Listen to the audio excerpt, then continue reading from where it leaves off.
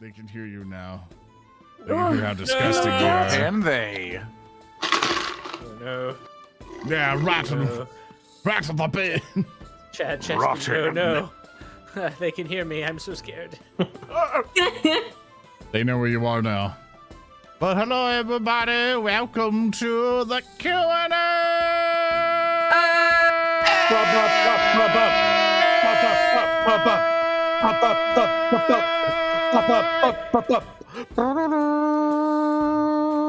They're bully this session. Awesome. Hi, everybody. Hope everyone's having a good time. Welcome to the Narrative Declaration Q&A, or the Rotgrind Q&A. We're joined by lovely individuals such as Odoroshirider. Hi, hello. My name's Odo. I'm playing ZoranTheBear this session. Let me hear your best Zoran impression. All right. What's up? My name is Zoran. The Odoroshirider has been kicked from the server. It sounds just like him. I mean, Sounds it's just like uncanny. him. Yeah. We had a good run. All right, I gotta go. I gotta get out of here. In addition, we have the ever so sexy and lovely HulkyKrow. I don't know what to say in response to that statement, but hi, yeah, that's me. We're always objectifying Hulky for the views. Exactly. Look, it hasn't stopped anybody in the past, so you know what? You might as well just live with it. So, I don't make the rules; I just live by them. And we also have the indomitable, the unstoppable Earndil. Hi, yes. Today I'll be playing as the LA gangs. No. Here we go. Watch out, Marky Moo! No, we're not going for him. We're going for Darkiplier. Oh shit! Oh no. We Better brought watch together out. the greatest hitmen of Los Angeles to take out Darkiplier. Yeah, fuck. In addition, we have the insanity with the calamity, Speaker D. That's right. It's me, the insanity of the calamity, the Prime Minister of Sinister, the Duke of Spook. How you doing, everybody? I hope we're having a fantastic. What's going on? Wow, I love that. Also have the ever-seeing, ever-torturous Thurston Hillman. I don't know what day it is anymore or what reality. No, is. it's okay, buddy. Hi, everybody. Hi. I hope you're all doing well. And I am your host, ZoranTheBear. I hope everyone's been okay. I want to put on some different music bits here, so that one-timer music's just way too happy. But hi, everybody. We're basically here just to allow you guys to ask us any questions, and along with us talking about the campaign and things like that. We asked people via our various announcements. You can always find announcements on patreon.com/narrative declaration or on the Discord. You do !Discord in the chat. You'll be able to find the narrative declaration chat there, or Discord rather, and you'll be able to basically in the future, if we ever do any forums and stuff like that, you can always submit to them. And we're take one from them, and then one from chat, one from them, one from chat, and a lot of chat basically ask us anything. But I guess the first thing really is just the state of the campaign. So we're going through. We went through season 1 already. What we constitute as season 1. We've all been in Outset so far, and how does I guess at one point, who wants to take on to like their feelings of Outset so far, and how we've been going through the campaign with all the hoopla and horseshit we've been doing? Like us or the chat?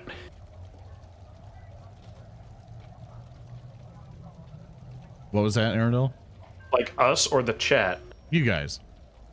Oh, Outset certainly is, from what we have experienced, a very large slum.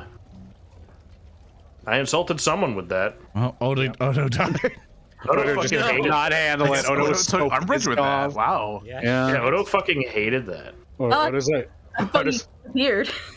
actually part of the Outset HOA, so she was really pissed off when you said that. Oh yeah, exactly. It's a good city, and I'm glad we're running away from it. There was a behind the scenes thing that was really funny, that I think I caught Thurston a deer in headlights moment, to where I think when we were first working on it or whatever, I was just kind of like, guys, Thurston and Jamie and all that stuff. You guys are working on the concept of the city and everything else, as I was working on all the other production stuff.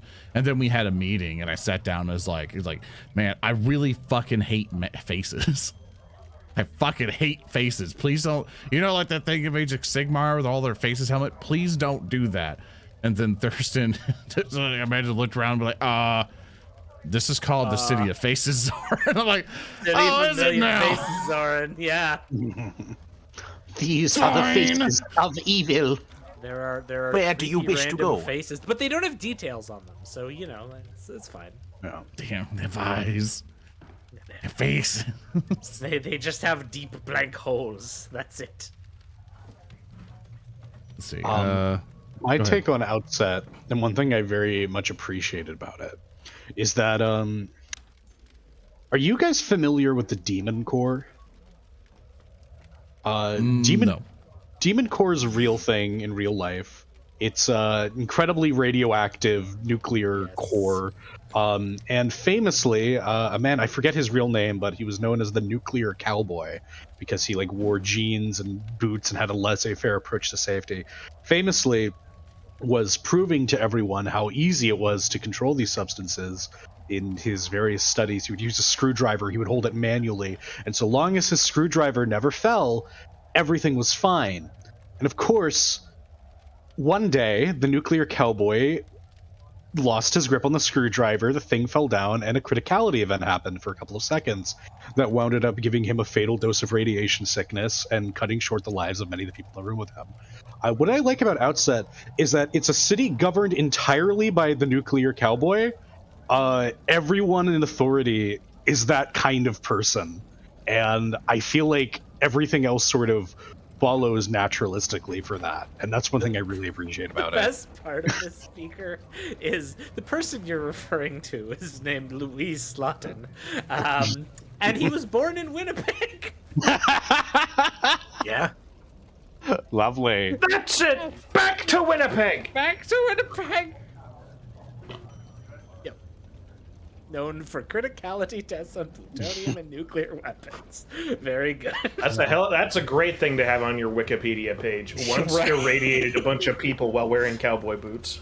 He died in 9 days after the event in an immeasurable agony. Yeah. Listen, radiation poisoning is no joke. Nope. You think Fallout makes it look easy? You can just syndrome. listen. Radaway is a funny thing invented by Fallout. It's like not everyone has the luxury of having an orange drug you can shove down your pee hole. Like, it's not gonna fix everything. Nothing will. Very true. Fucking pissed as shit that Fallout New Vegas does not adequately indicate that eating a jalapeno reduces your radiation by making you shit. I wish that it was more realistic, like how in Elder Scrolls when you eat an onion you can breathe underwater. Yeah. I wish more of that was modeled. Listen, you mash an onion up with something else that causes that to happen. You don't just eat the onion. No, it Outset Volume 2. Get on those onions. Gas bladder onion.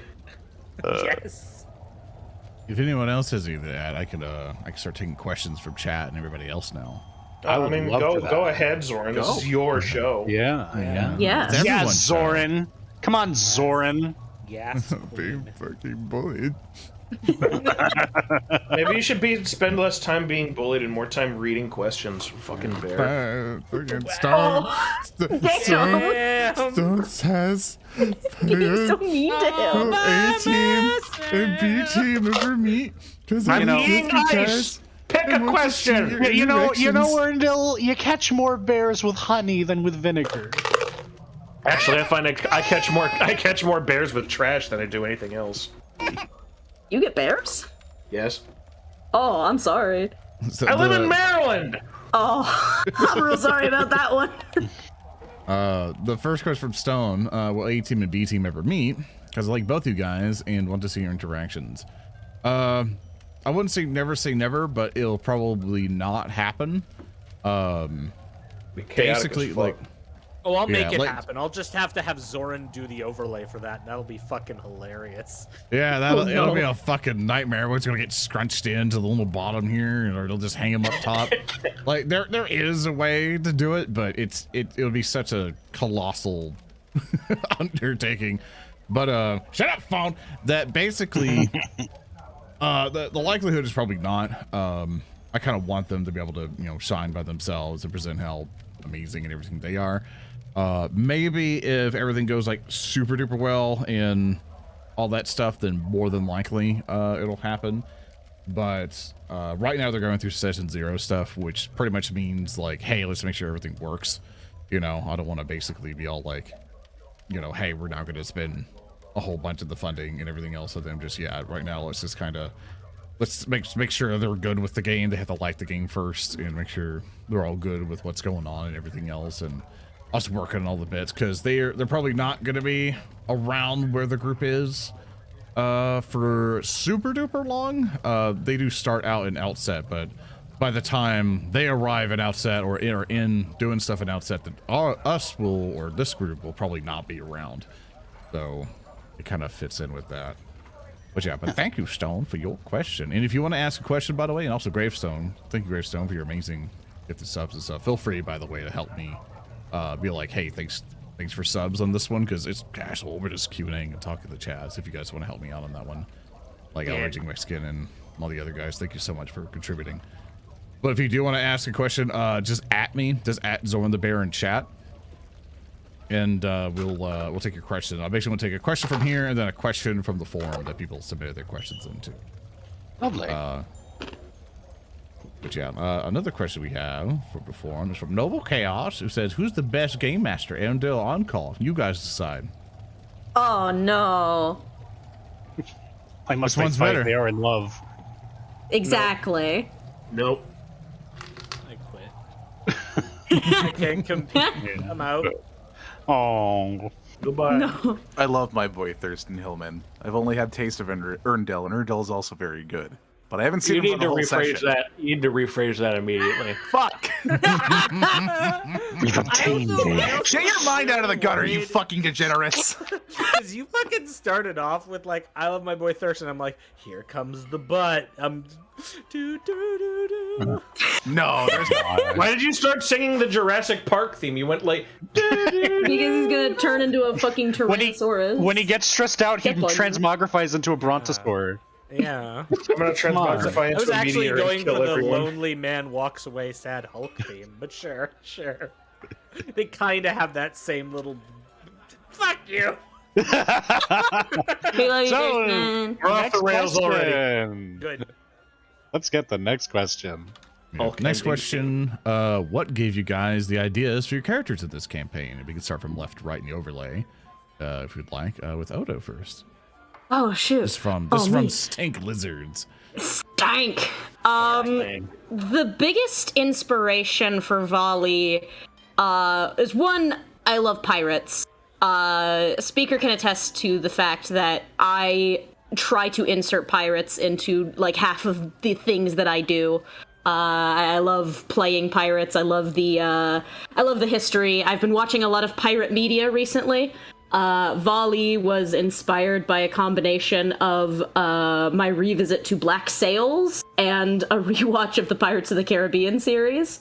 And then likewise for just the aesthetic, I love big and I love colorful. I love big coats and things like that. And I just wanted to play a character that was like big and bombastic and really really taking the elements of being a crazy bombastic pirate captain and bringing it into her visually. Yeah. Hulky? So, Oh, yeah. no, Rehua I don't know. I'm like stumbling over my words right now because I'm all fucked up writing all this block of text out. Rehua draws inspiration from a number of sources. One, of course, just be the idea of this like sentient tree kind of guy, but also an amalgamation of machinery. So neither like truly organic or totally artificial, but also ideas inspired aesthetically by the surprise, the Vex from the Destiny series, because of their design language has this interesting like quasi-organic features about it, just in this total mechanized idea. As far as the character as it later became, taking, I guess, notes from characters like Groot or Baymax, is very large, imposing figures, but in and of themselves are very docile, caring, in certain aspects, nurturing. The name itself drawing inspiration from a Polynesian deity itself, related to a creation mythos and life tending. So trying to kind of ape the themes of a nurturing but guiding hand, which in some aspects has been seen, but in others has not. Which I'm trying to do justice to the character with inspiration as a result. Yeah, he's just a big funny guy who's prone to some chaos, which again draws inspiration from some of those characters as far as their mannerisms. Nice. Earndil? So Baldric is like a mix of quite a few things. I'm gonna get this out of the way because I think one of the questions we had later on pertains to what he's based off of, and the answer is Ned Kelly, because I always found Ned Kelly to be a fascinating story about a guy going up against corrupt law and losing, unfortunately, but he made a damn good show of it for a long while, in addition to doing some otherwise unsavory things. The second, I like the helmet. And here's the thing you're gonna learn about me. I am not a huge fan of the human face. If I have the opportunity, I'll give someone a helmet. I'm one of those guys who's like, yeah, no, only if I were a bad guy, only the guys who don't wear helmets die. My goons who wear helmets, they stay alive. They're fine.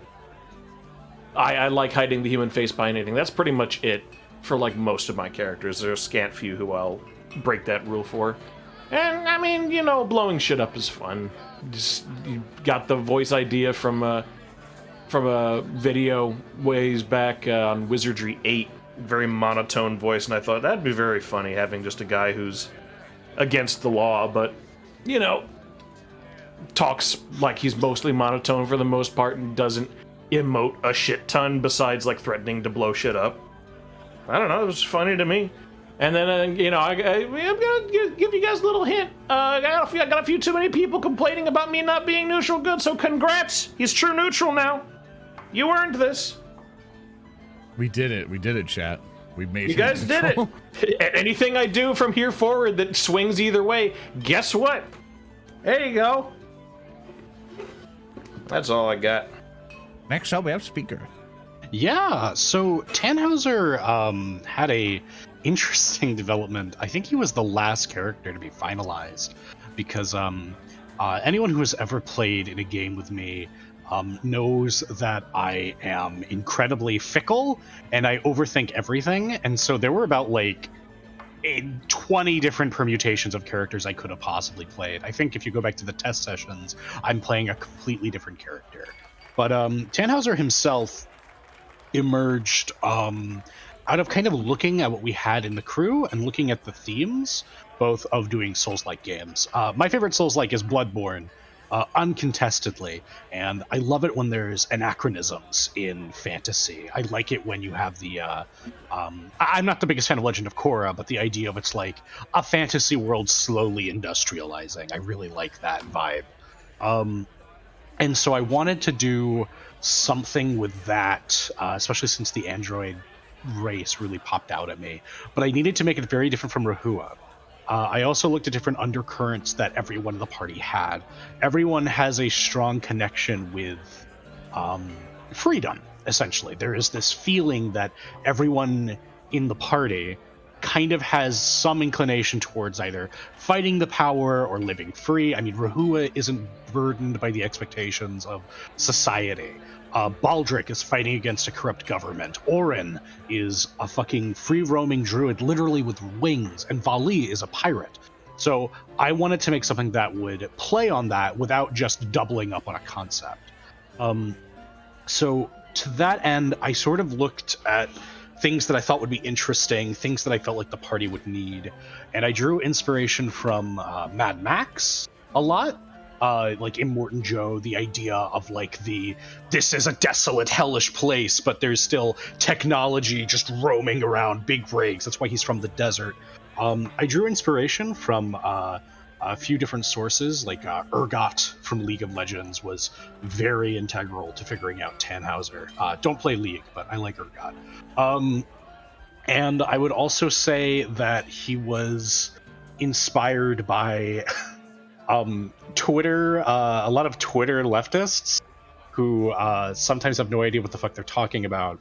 And I think there's something very interesting in our willingness to romanticize things and not really embrace them as they actually are. So I liked the idea of going with a hardcore revolutionary character. I knew that Baldric was a revolutionary, so I wanted to be a different kind of revolutionary from him. Whereas Baldric is very constructive, I wanted Tannhauser to be a lot more passionate and honestly violent, brutal, perhaps a little darker, but with larger aspirations, with the idea of, like, you know, Baldric is probably a more pragmatic revolutionary.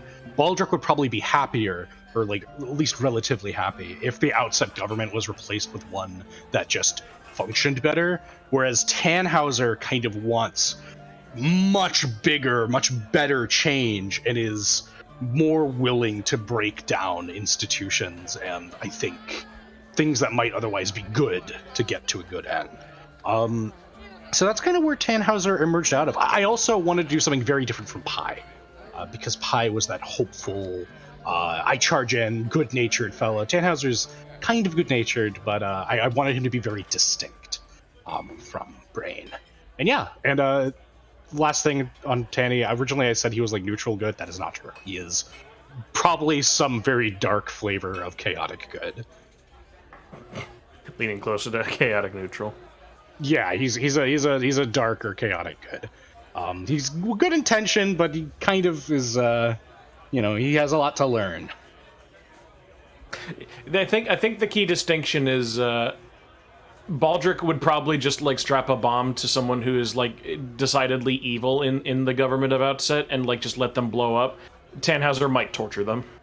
Yeah, Tannhauser, one thing I've kind of done a lot is Tannhauser is, without getting too much into backstory, comes from a very brutal environment. And as a result, his understanding of the world is one couched in like almost tribal politics. So his idea is, it's like, okay, cool, here's how we're going to motivate everyone. Not only do we need to like break down this huge institution, but we need to show everyone that they can be overcome. We need to make them scared, and we need to make them feel powerful and empowered. So like, whereas Baldric would probably be happier killing someone, Tannhauser would be like, all right, we're going to fucking like stick their heads on pikes, and we're going to like make sure everyone can see it. We're going to like hang them upside down from the gas station. Like that. He would want to do that, whereas Baldric is probably just happier, just like, what? No, he's the problem. Get rid of him. Into the garbage. Garbage. Tannhauser's a lot more theatrical, Esterzine, yeah. Much like you. Much like me, yeah. Very much so. Sorry, I spoke a lot about it, Tanny. It's fine. Okay. We didn't stop you, did we? I love Tanny. Bitch. For Oren, it was a struggle because I think I went kind of the same with Speaker. I went with like different characters and all through the test sessions we did. I think we did like Thunder, who was just a silent barbarian who was just going to be the comedic. Like, he would just kind of be super serious, but like an intelligent barbarian who like knows what's going on. But he would just still be very, very basic, but kind of gruff in his way. But then we went from that, then we looked at like bringing Lorne back as like an inventor or so. That's the inventor class or so, and then switching back to being a summoner. And then it was like, okay, well, let's probably not do Lorne again because we already did Lorne.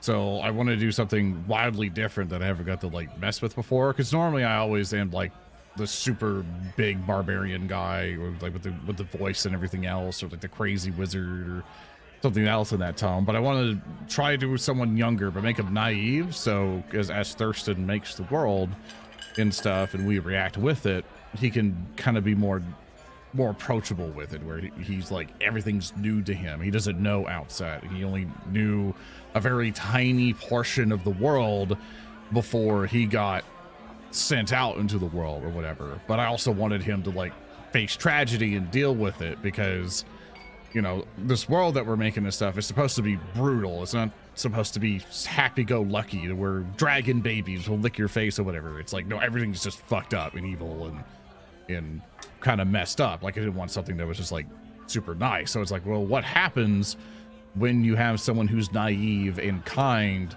deal with reality and harshness of a world?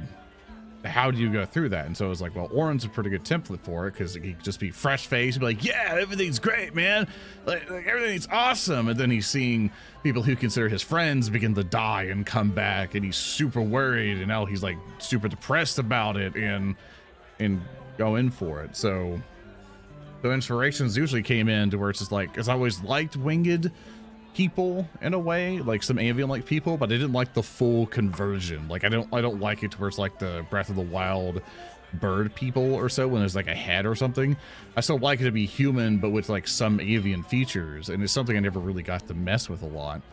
And so it was exciting to do that, but also do a druid that I like to play with the concept of a druid, where it's not just, oh my god, nature is pure and awesome and amazing and everything, and nature is the good guys. And it's like, I usually hate that a lot, because I usually view nature as like as it's usually sometimes represented as pure neutral, to where it's like, I don't care if you die, you know, I don't care if you suffer, it's nature.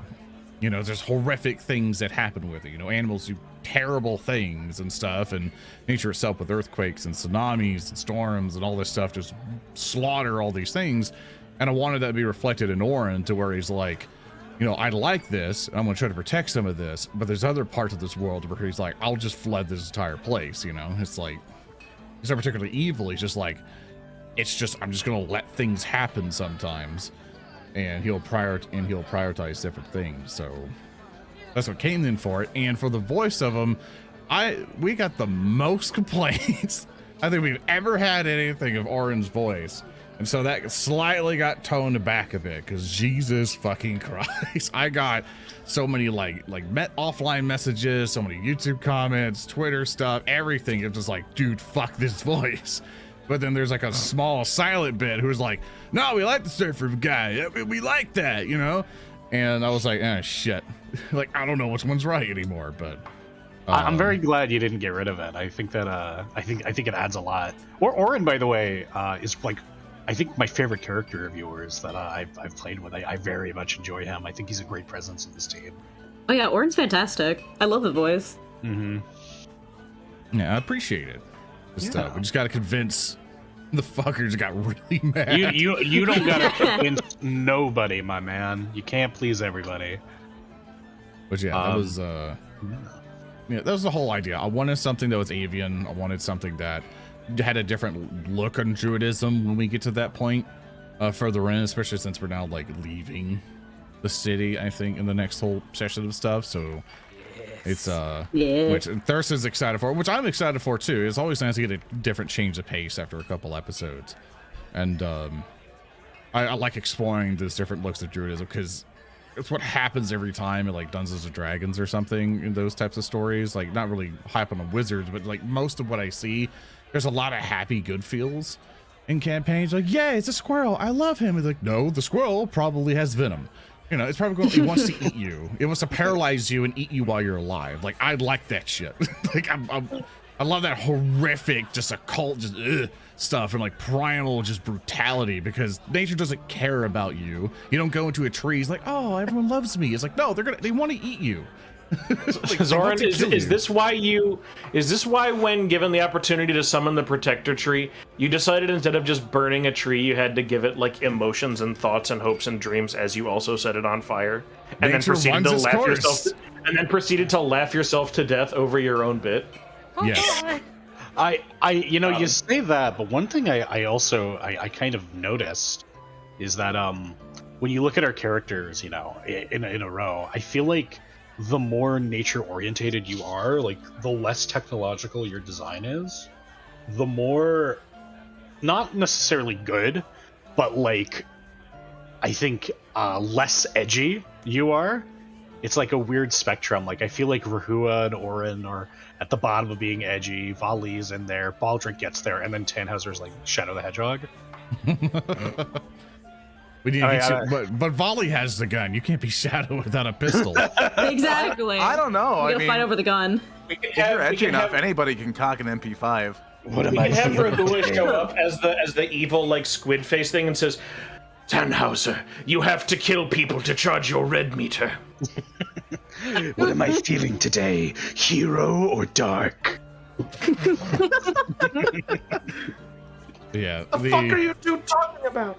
I remember getting a question on this to answer quickly. Someone asked about the scarf at some point. The scarf for Oren, which it will probably not really get touched on so much. The scarf is actually just like there's each square in the scarf, and each square is kind of like a Cub Scout thing, that where each of them have designs on it. So it's an event in his life that he remembers, or like accomplishments and failures that he's had, and so he would have his entire scarf just made of his life. It's like a wearable tapestry. And so I incorporate all that into Oren. All right, Thurston, what about your character?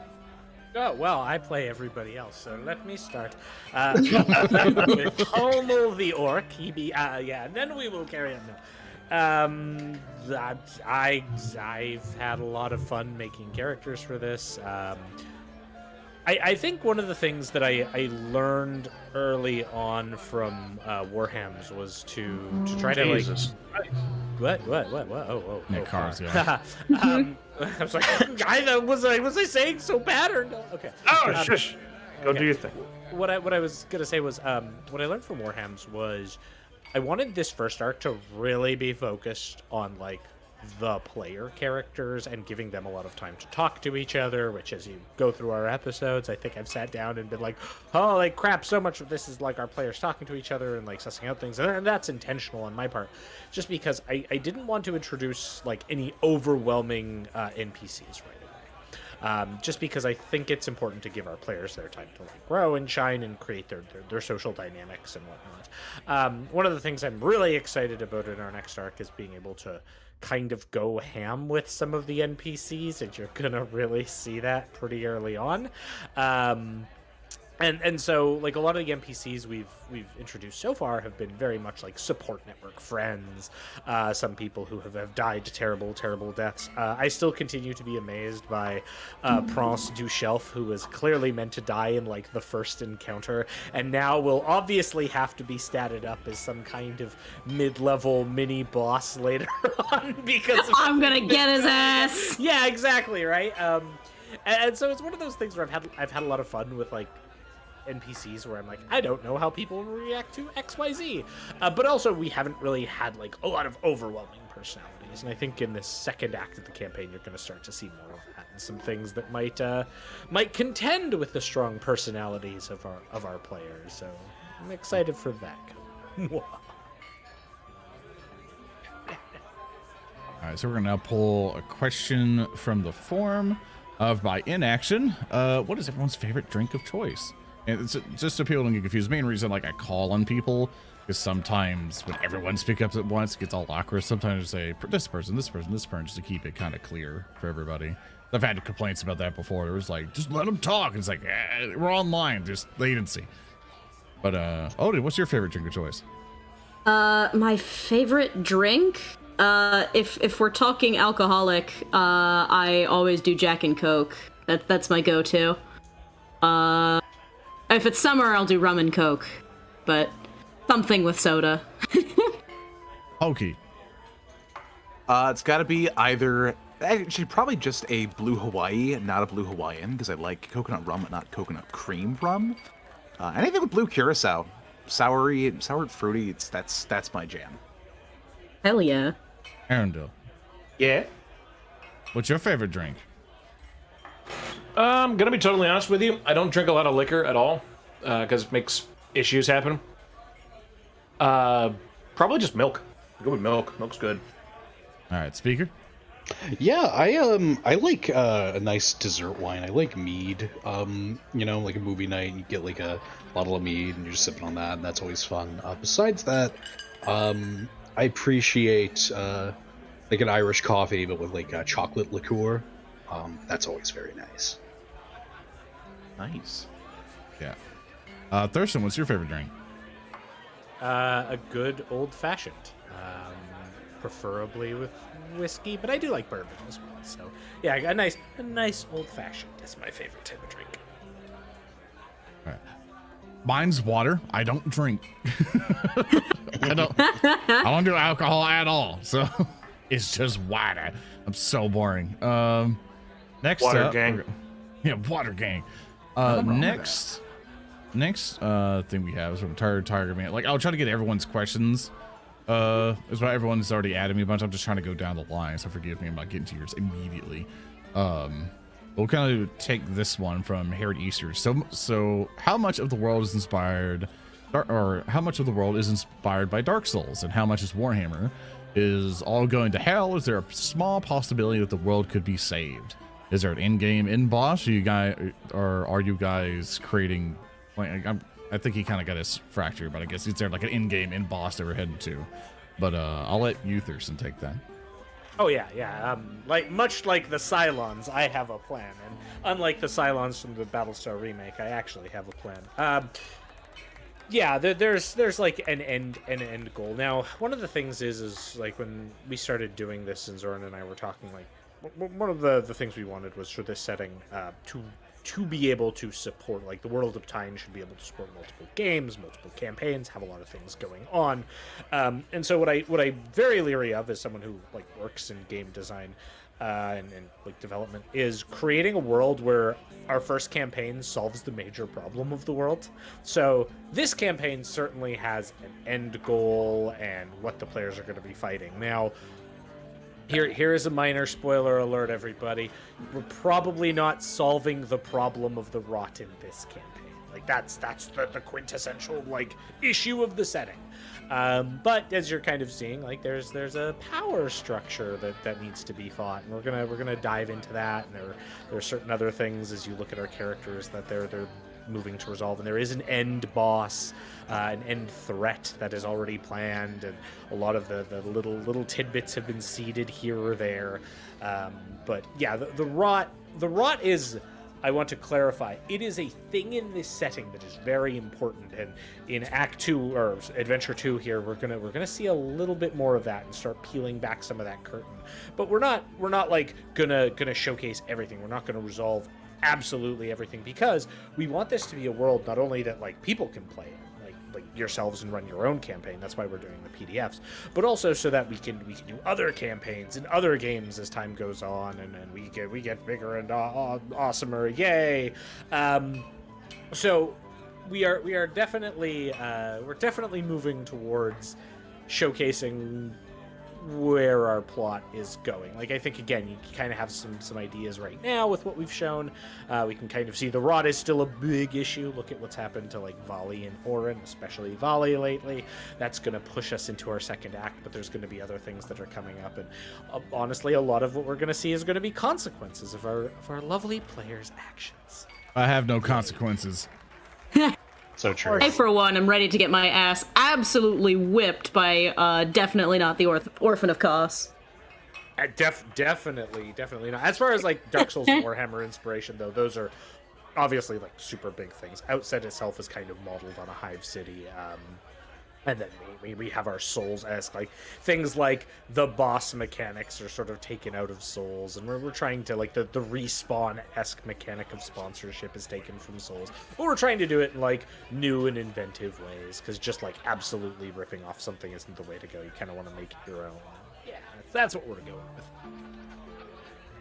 Awesome. I'm gonna see if I can chain answer a couple questions here that I can think of answer real quickly. So the first one from Time Zero Hour. So will a new party, or will it be a new party next chapter in the city? I think what you're meaning for like the second group, or the other one for the second group. Does the second group have patrons from the gods like the first group? The answer about those real quick. The second group we haven't really got them ready yet. They're still going through session 0, so you'll just have to find out when we start. I can't really tell you anything yet until you see. You've already answered singular thing. Okay. Sorry, I'm just going through stuff here. If you guys see a question you want to answer, by the way, that I'm kind of hunting for or so, just let me know. Like I have this one if you guys want to queue one up for yourselves as well. I need to look because I haven't seen any directed strictly at me. Oh, I saw Yeah, one that's here. it. I'll dive on it. I got one for Yeah, you the do. beloved Crunch. Yeah. Ooh. Yeah. Does he have a deep backstory, or is he a one-off side character? We'll be seeing more of Crunch. Yes. That's my answer. There you go. Good. But I also want to say one thing about Adventure 2 is we're going to get a whole like new slew of NPCs and stuff as well, and sort of build off what we've got. I think some of you will both love and hate some of the planned NPCs we have. Oh boy. We have a question on the forum from both Oren. How did you all get into voice acting and gaming professionally? I think the other half's for me. And how easy or difficult was it getting into VTubing and streaming? So I'll let you guys kind of take it in. I'll start with you, Speaker, before the voice acting and all that. Well, I had always been a weird kid growing up.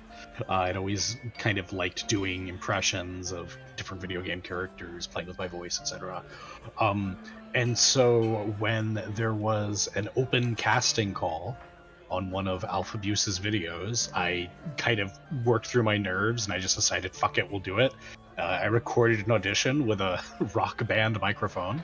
And I was fortunate enough to be, I didn't win that audition actually, but I was put on their radar and I was given more roles. And from there I just kind of broke in from that. I don't think I really have a traditional way in because I don't do a whole lot of voice acting outside of these YouTube channels. Though that's of course something I'd like to change.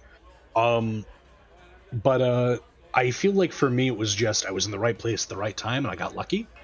And that's how it is, unfortunately, with a lot of really talented people, is that talent is what you do when you get in the door, but getting through the door first and getting to a larger audience, that's something that I think requires either connections or good fortune.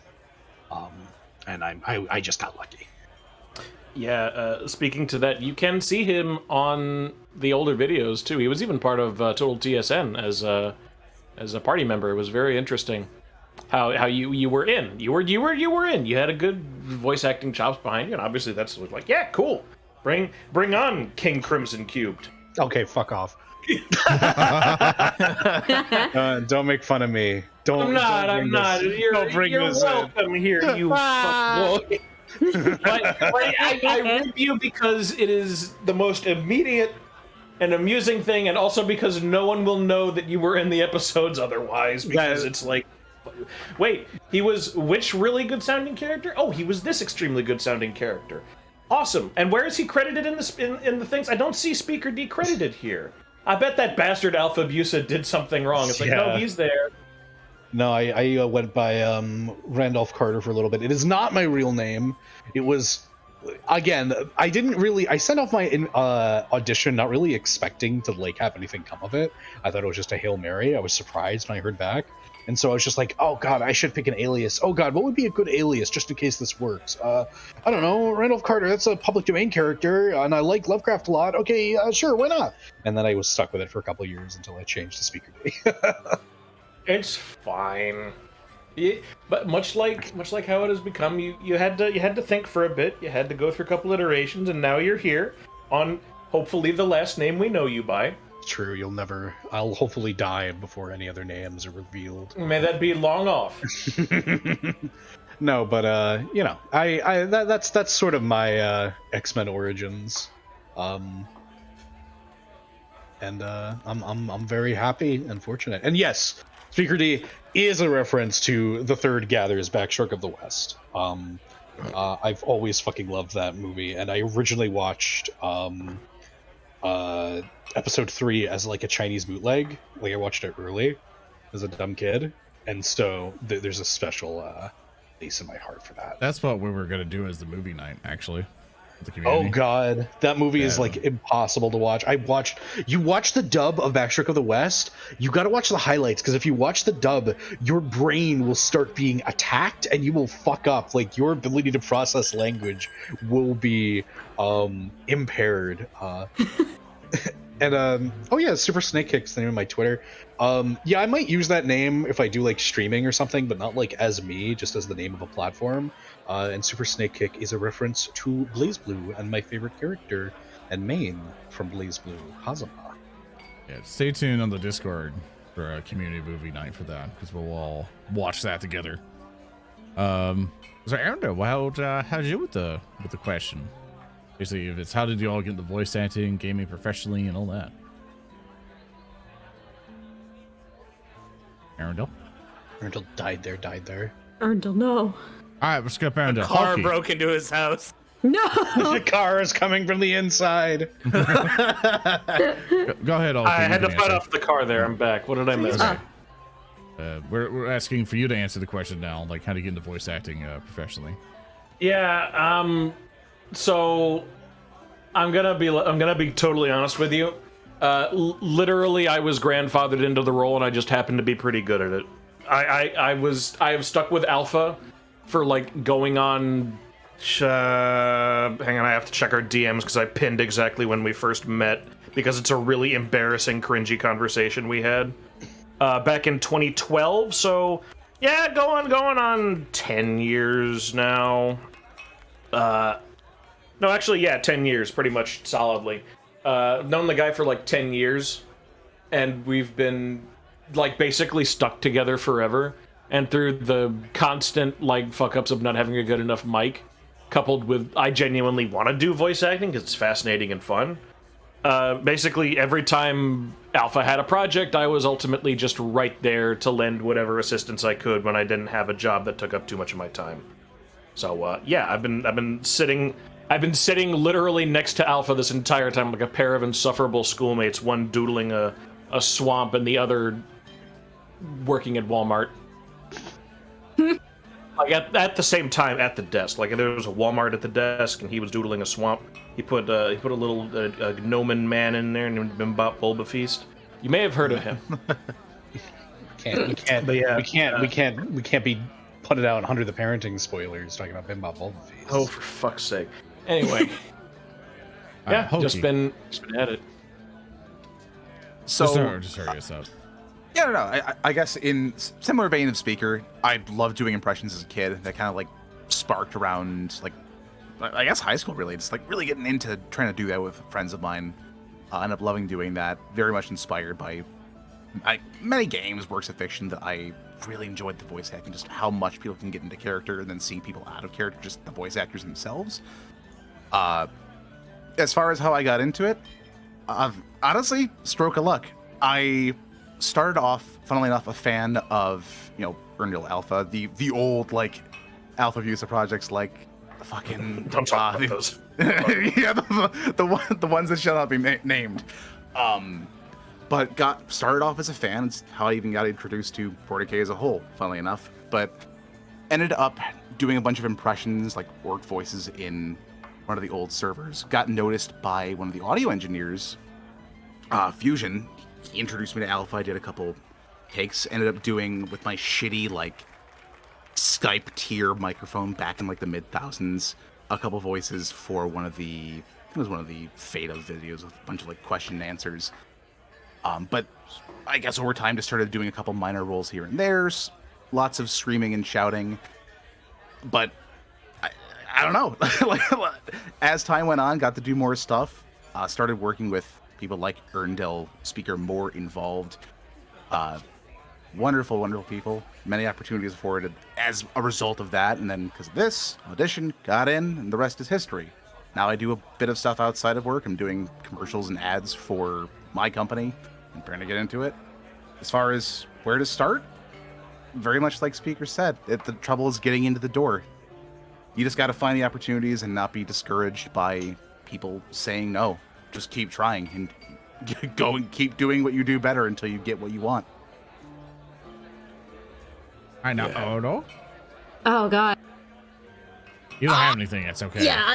I'm Just not say as involved in the alpha stuff. But I'm here mostly because Speaker and I ended up we had a really strange meeting in which the both of us were convinced we lived in different time zones, and then figured out we lived like an hour from each other. And then through Speaker, I was introduced to kind of everybody here. I was called on to kind of audition for Warham's Fantasy, and they haven't gotten rid of me since. Like a vampire, they've invited me inside, and now they can't get me out. The stick doesn't Avoiding work. racy scopes. Yeah, exactly. But I guess for me, like, pretty much it was early in for like just doing radio shows and stuff like that, or doing ads for radio, when I think I was just online, just kind of like sending in whatever I could or whatever, because I was like desperate for money at the time. So I was like just shooting everything that I could. And then I was doing like YouTube and everything at that point. And as I was like basically doing everything in the world that I could to try to, you know, try to make rents the best I can. YouTube and thing was kind of working out, and the Twitch thing was kind of making enough side things for it. And then I started getting to Eternal Crusade, which that led into. And I think Alpha, I was like, I offered Alpha, you want to come play Eternal Crusade? He's like, sure. And then he looked up the videos and he was like, hey, he's leaving Rust now. And then we had a meeting and I was like, all right, let's just make sure everything's good for you and good for me. You know, let's make sure everything's okay. And then I was leaving Rust for that. And I kept doing bits and bobs for things for people here that would pay me this or that. You like, I think they used to do things for Newgrounds or something in the past. I can't even remember the animations anymore. I don't think they're all on anymore. But did that, theater shows, and like with like Spamalot and all that stuff, and various other bits and bobs with like with Shrek and everything. And then after all of that, the only thing I do now is like when a company just kind of randomly finds me on something, or I just do Paizo stuff every so often. Is the only major thing I do now, along with whatever Alpha and the crew send me every so often. So I don't really do much of the voice acting stuff anymore, but for the gaming professionally and the VTubing stuff, whatever, VTubing is very difficult to get into. It's very expensive. It was a huge decision for me to basically be like, is this gonna be beneficial or not? And so far it's been working out. People seem to like it and stuff like that. And in terms of gaming professionally, I would usually kind of equate that to like do something like esports or whatever, but I guess we're technically in a way gaming professionally, all of us here, because we're all basically doing what we can to put on the show for everyone here, and you know, try to help pay our bills at the same time. So, you know, thank you everybody for your generous support to allow us to do this, you know, to kind of put on shows like this. So yeah, that's generally how all that kind of worked out. Usually thanks to the community of constantly helping me out and being supportive for it, and people noticing and giving me a chance and stuff. So it's all of that. It's literally how everything works out. Someone gave me a chance and I tried my best. So it's generally how my whole thing kind of went out. Thurston, do you have anything for the question? Oh, for the question. So I didn't get into voice acting, but gaming, oh boy. I started back around 2009, where 2010 maybe. I submitted something for an open call for a adventure path for 3rd edition D&D. What? Called War for the Burning Sky. I submitted like a bonus adventure because they were doing a compilation. Ended up getting accepted for that. I was like, oh, that's super cool. Then this other company called Paizo was putting out this like open call as well for adventure. I submitted for it, got a lovely rejection letter, but the rejection letter basically read, hey, you know how the English language works, which is about 80% better than most things we get. Please, you know, change these things and maybe resubmit. We'll consider. So I did that. And then a couple months later, I got acceptance, and I ended up writing like my first adventure for Paizo back in 2010. It was the Infernal Vault, which was like a little mini adventure. And since then, I was just looking, and I'm like getting real close to about 100 published gaming credits now. Nice. And I've been basically in the industry since then, working as either a freelancer or a developer on books. So like most of the 100 credits that I'm talking about are things I've written, but I've also for a while now have since 2017 I've been officially working with the company.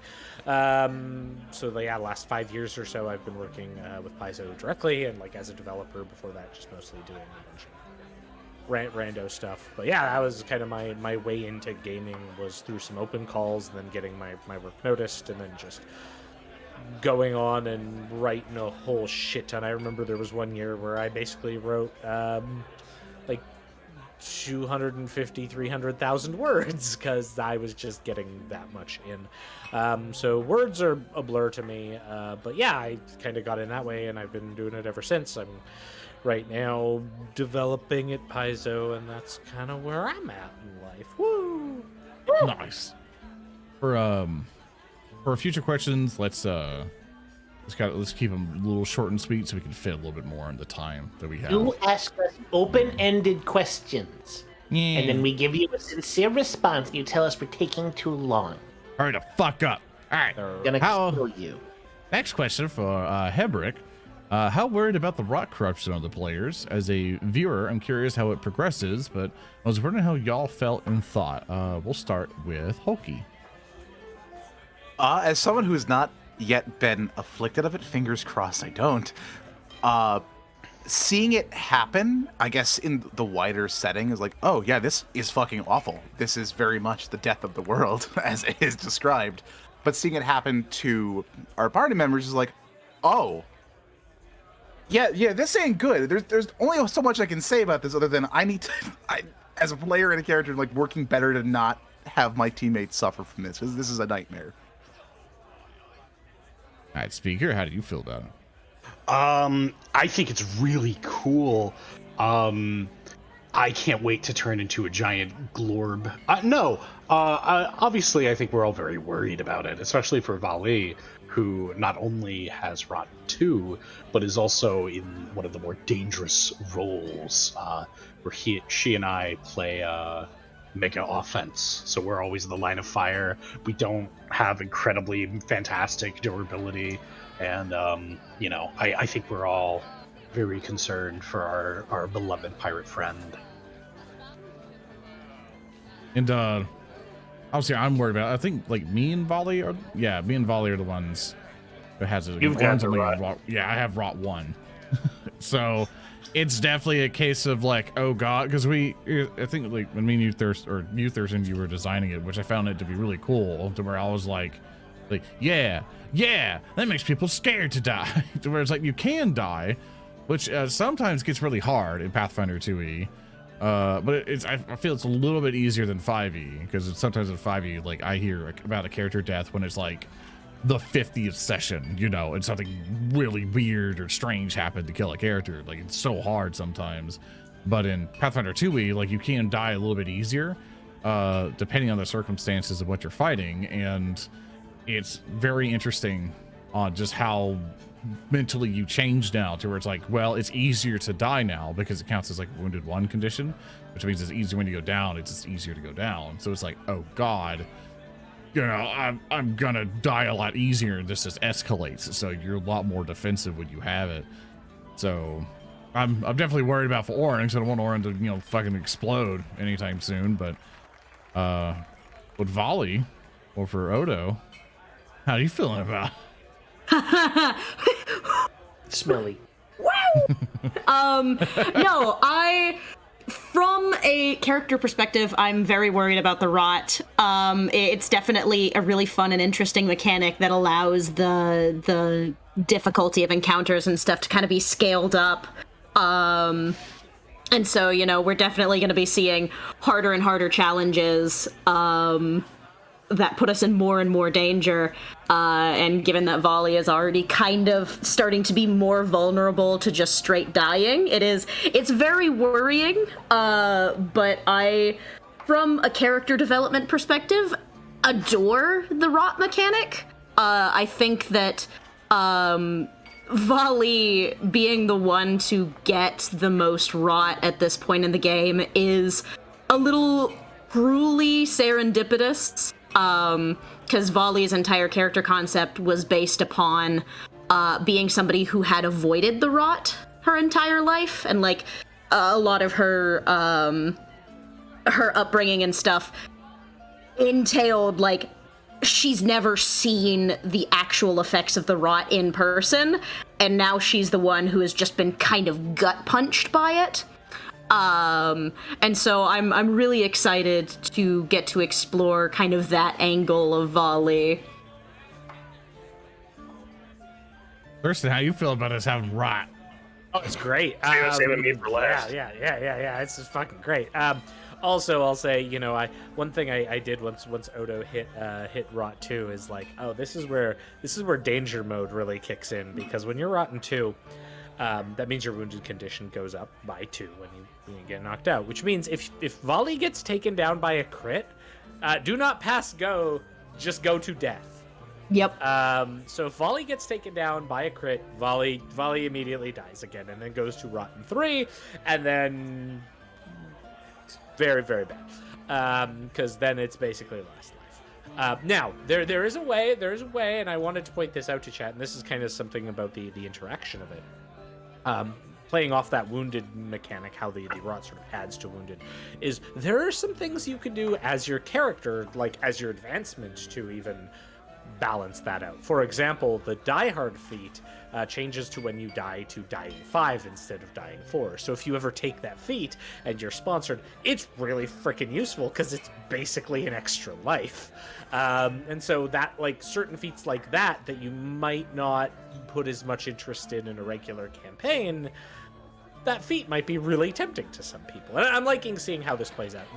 And with Adventure 2, we're going to get into a bit more of the ramifications of that, and what it might mean to be rotten, and what rot might lead to. So yeah, I'm super excited. I love it personally. Yeah, and I think the rot mechanic also adds I think the one thing we discussed too before the show started, when we were getting it all figured out, I think I voiced, it's like, I kind of like it when we have the ability to die, because you never see it that much in tabletop RPG shows. Normally when someone does die, it's a whole grand thing and da-da-da, or everyone makes a big deal out of it, or it's just a huge shock to where it's like, oh my god, like it actually happened, And I'd like seeing it actually happen in shows, like legitimately, because everyone sees the rolls too. Like we don't flub anything because everyone sees the rolls as they go live. So you basically legitimately see character death happen. And although, like, for shows and stuff like that, it gets very expensive when characters die, I still wanted something like it to happen. So the rot mechanic was perfect for that, to allow people to go, hey, this is a thing that exists in tabletop RPG games. Just what happens when you do die. But here's an easy mechanic to be like, hey, do better next time. Here's your second chance. So it's really fun to have. For our next question from the forum, I guess I just It's Earndil entirely. Oh, I'm sorry. I'm sorry, Arendelle. I was trying to do like a big switch left and right kind of deal to damage it. My bad. Go ahead, Arendelle. Honestly, my thoughts on it are very simple. As a player, I think it's a good mechanic, and I think it'll be lending some good stuff to the game. Baldric genuinely does not care. Like, as far as he's concerned, that literally just gives him extra chances to, make hell for the Outset government that is corrupt. Like, if he dies, he's like, cool, all right, I'll try that again a different way. Because he's ready to throw his life away on this crap, man. He knows what he's doing. So, getting extra chances, albeit worse chances, hell, he'll go for it. Doesn't know if the rest of the party necessarily needs to be along for that, that high stakes attack, but maybe that's his thoughts on it. There you go. Hey, thank you. Sorry, Arendelle. Nice. Our next question from the forum from Paper Haxley. What are the best/worst changes moving from Wrath and Glory to Pathfinder 2nd Edition? And I guess we'll start with Thurston on this one. Okay. So one thing I really, really enjoy about the Pathfinder 2e system, shameless shill for company I work for, asterisk, whatever, is I do like that there is a numerical balance. Like, that, generally speaking, characters are balanced against one another. Like, at most, there's maybe, 4 points of variance, which on a d20 roll is nothing. One thing I loved about Wrath and Glory was kind of the freeform nature of it, but also it was very quick, especially when we saw how the glory pool worked and a bunch of other things, that our players could brute force through stuff with like a massive glory pool, and B, like if Piebrain looked at something, it died. And like rules is written, Piebrain one shot. I think most things in the core book, which like created some like interesting issues for me when I was like developing challenges, right? Because I was focusing a lot on like how do I make this thing interesting without like, you know, having to design around one character. And I think with like Pathfinder that has been a positive change. I think everyone is able to contribute a bit more meaningfully in combat in that respect. Like it's not like, okay, I'm designing two different combats whenever I'm designing a combat. I'm doing it holistically so that the group interacts, which I really enjoy.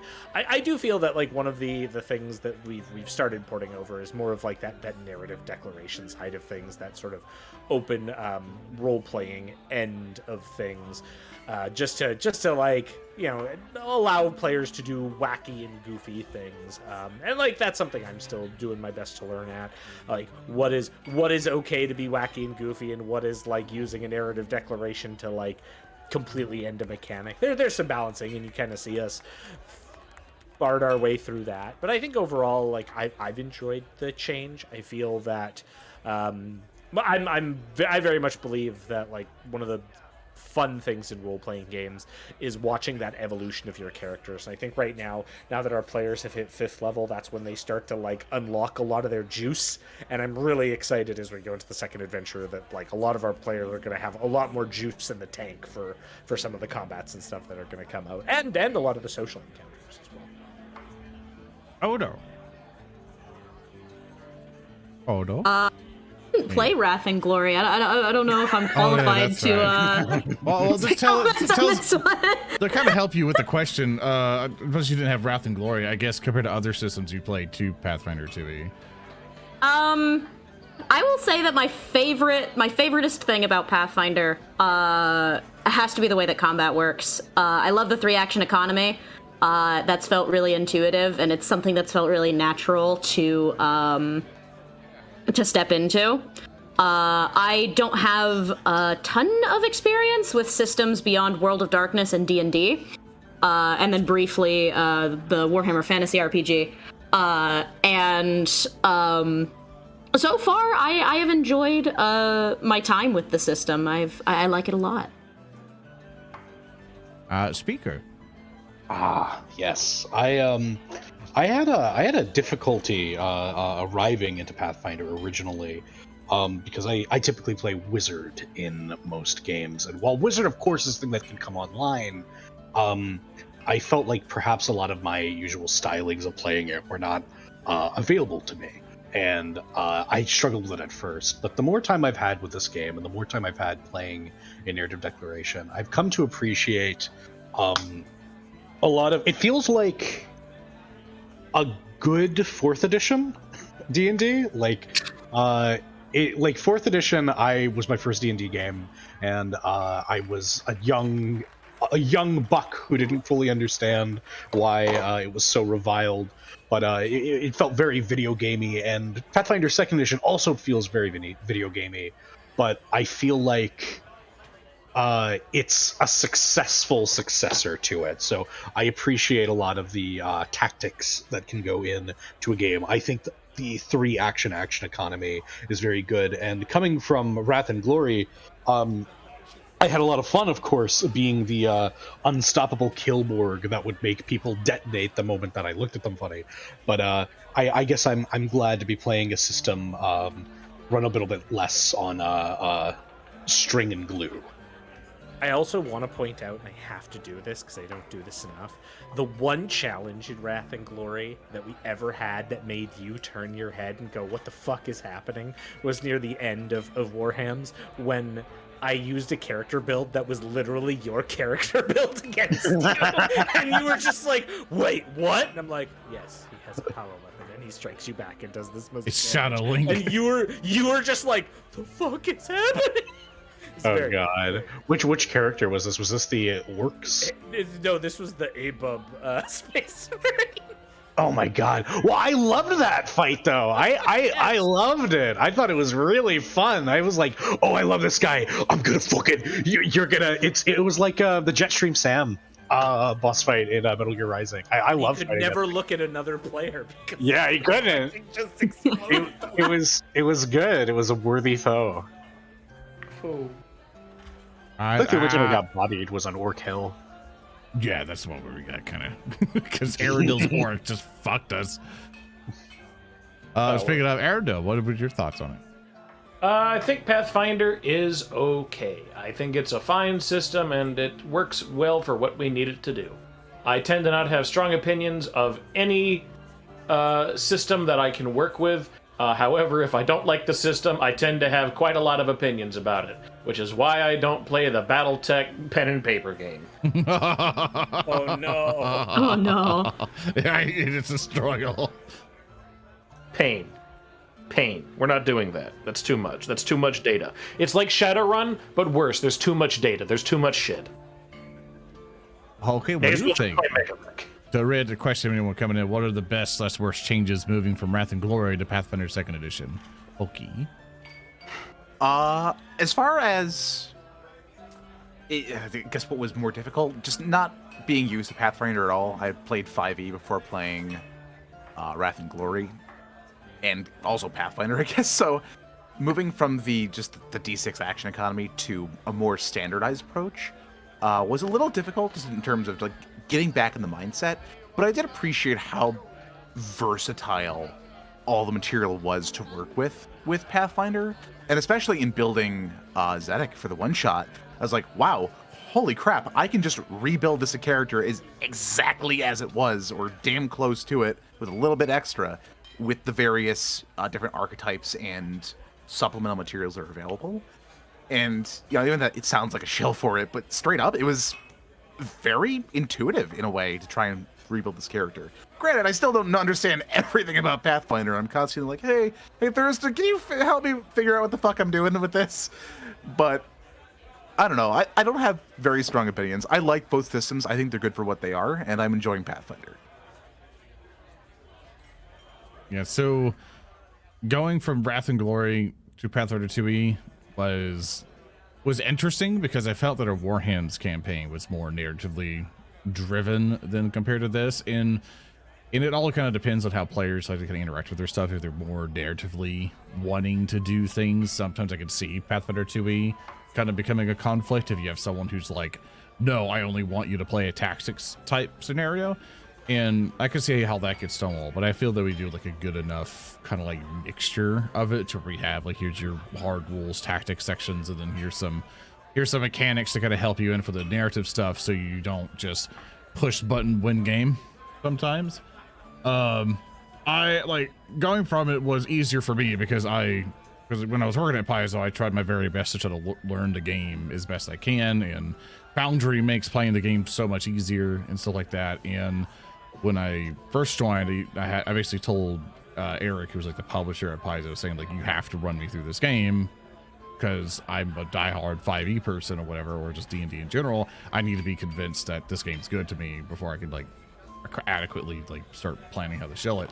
And after I played through it, I'm like, I really love this game. Like, I legitimately adore Pathfinder 2nd Edition, and Wrath and Glory mostly felt like there was parts of it that I really enjoyed, like especially for Psychers, to where I didn't have to worry about spell slots, because I hate spell slots so much. And just like how Speaker likes doing wizards and stuff, I love playing wizards too. And normally with the D20 systems, I feel so restricted all the time, because I'm like, I don't want to deal with spell slots. I want to just mix and go and do all this fantastic stuff with magic and do all this other stuff, but still within reason. So I'm not just like snapping and exploding taverns, but I still want to feel like I could do a lot. And it's kind of hard going from Psyker with Lauren and everything, who could just like, okay, let's do all this bullshit, to then, okay, here's my spell slot, here's this thing, this is how this goes.